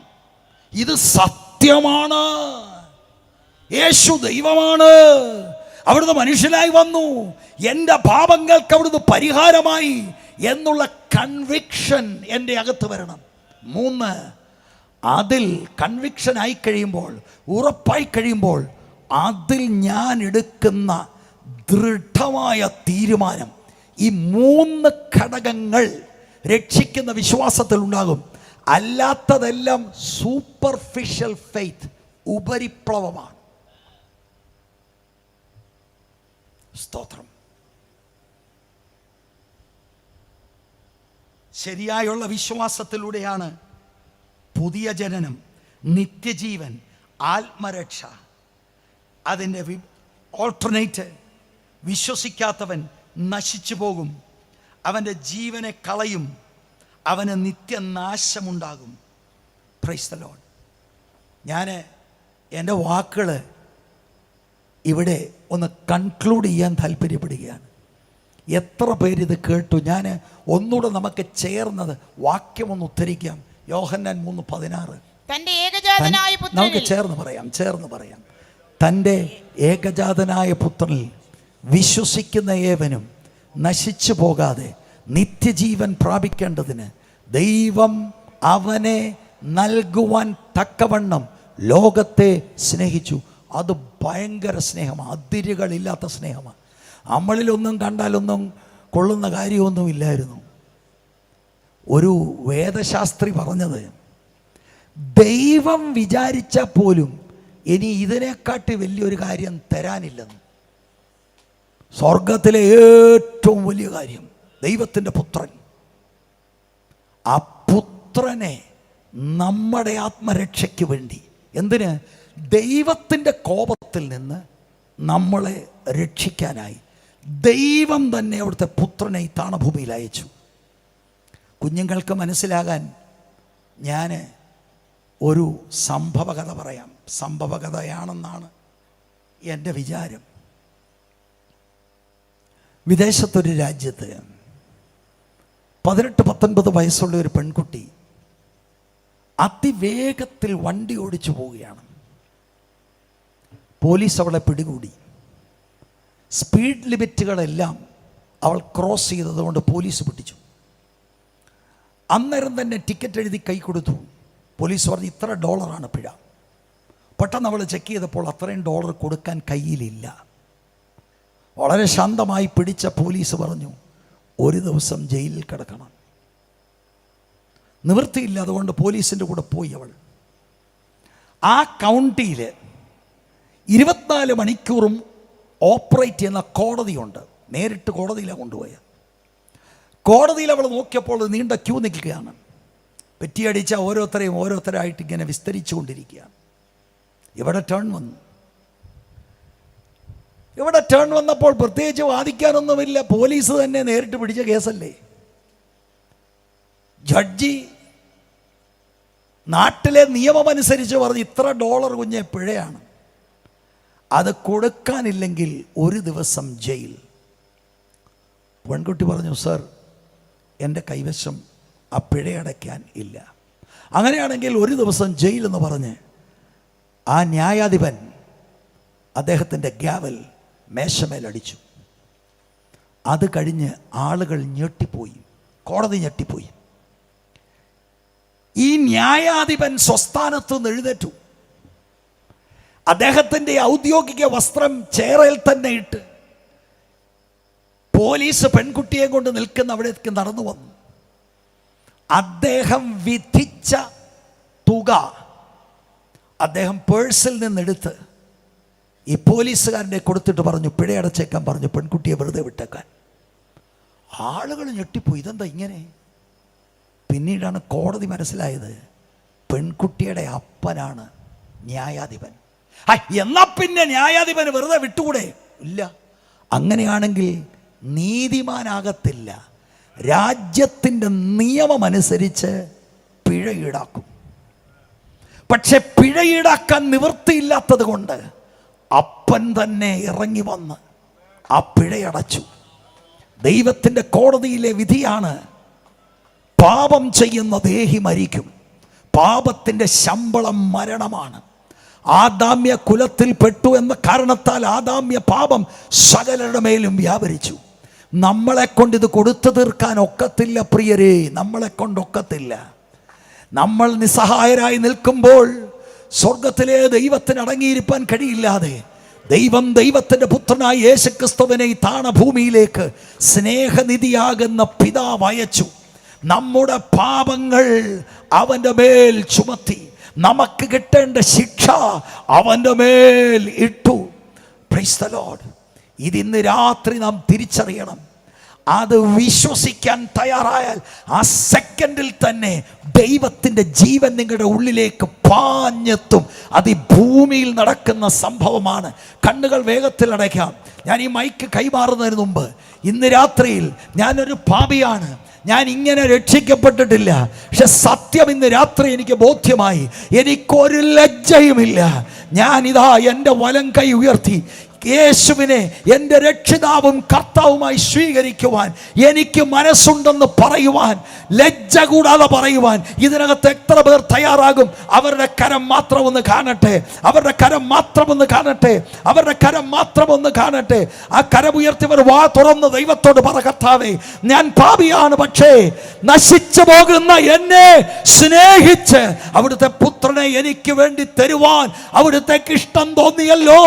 എൻ്റെ പാപം ദൈവത്തിന്റെ പുത്രന്റെ മേൽ ചുമത്തിയല്ലോ. അത് ഞാൻ തിരിച്ചറിയുന്നു. വായ തുറന്ന് പറഞ്ഞാട്ടെ, വായ തുറന്ന് പറഞ്ഞാട്ടെ, വായ തുറന്ന് പറഞ്ഞാട്ടെ. ഹല്ലേലൂയ. എല്ലാവരും പ്രാർത്ഥിച്ചുകൊണ്ടിരുന്നാട്ടെ, എല്ലാവരും പ്രാർത്ഥിച്ചാട്ടെ, എല്ലാവരും പ്രാർത്ഥിച്ചാട്ടെ.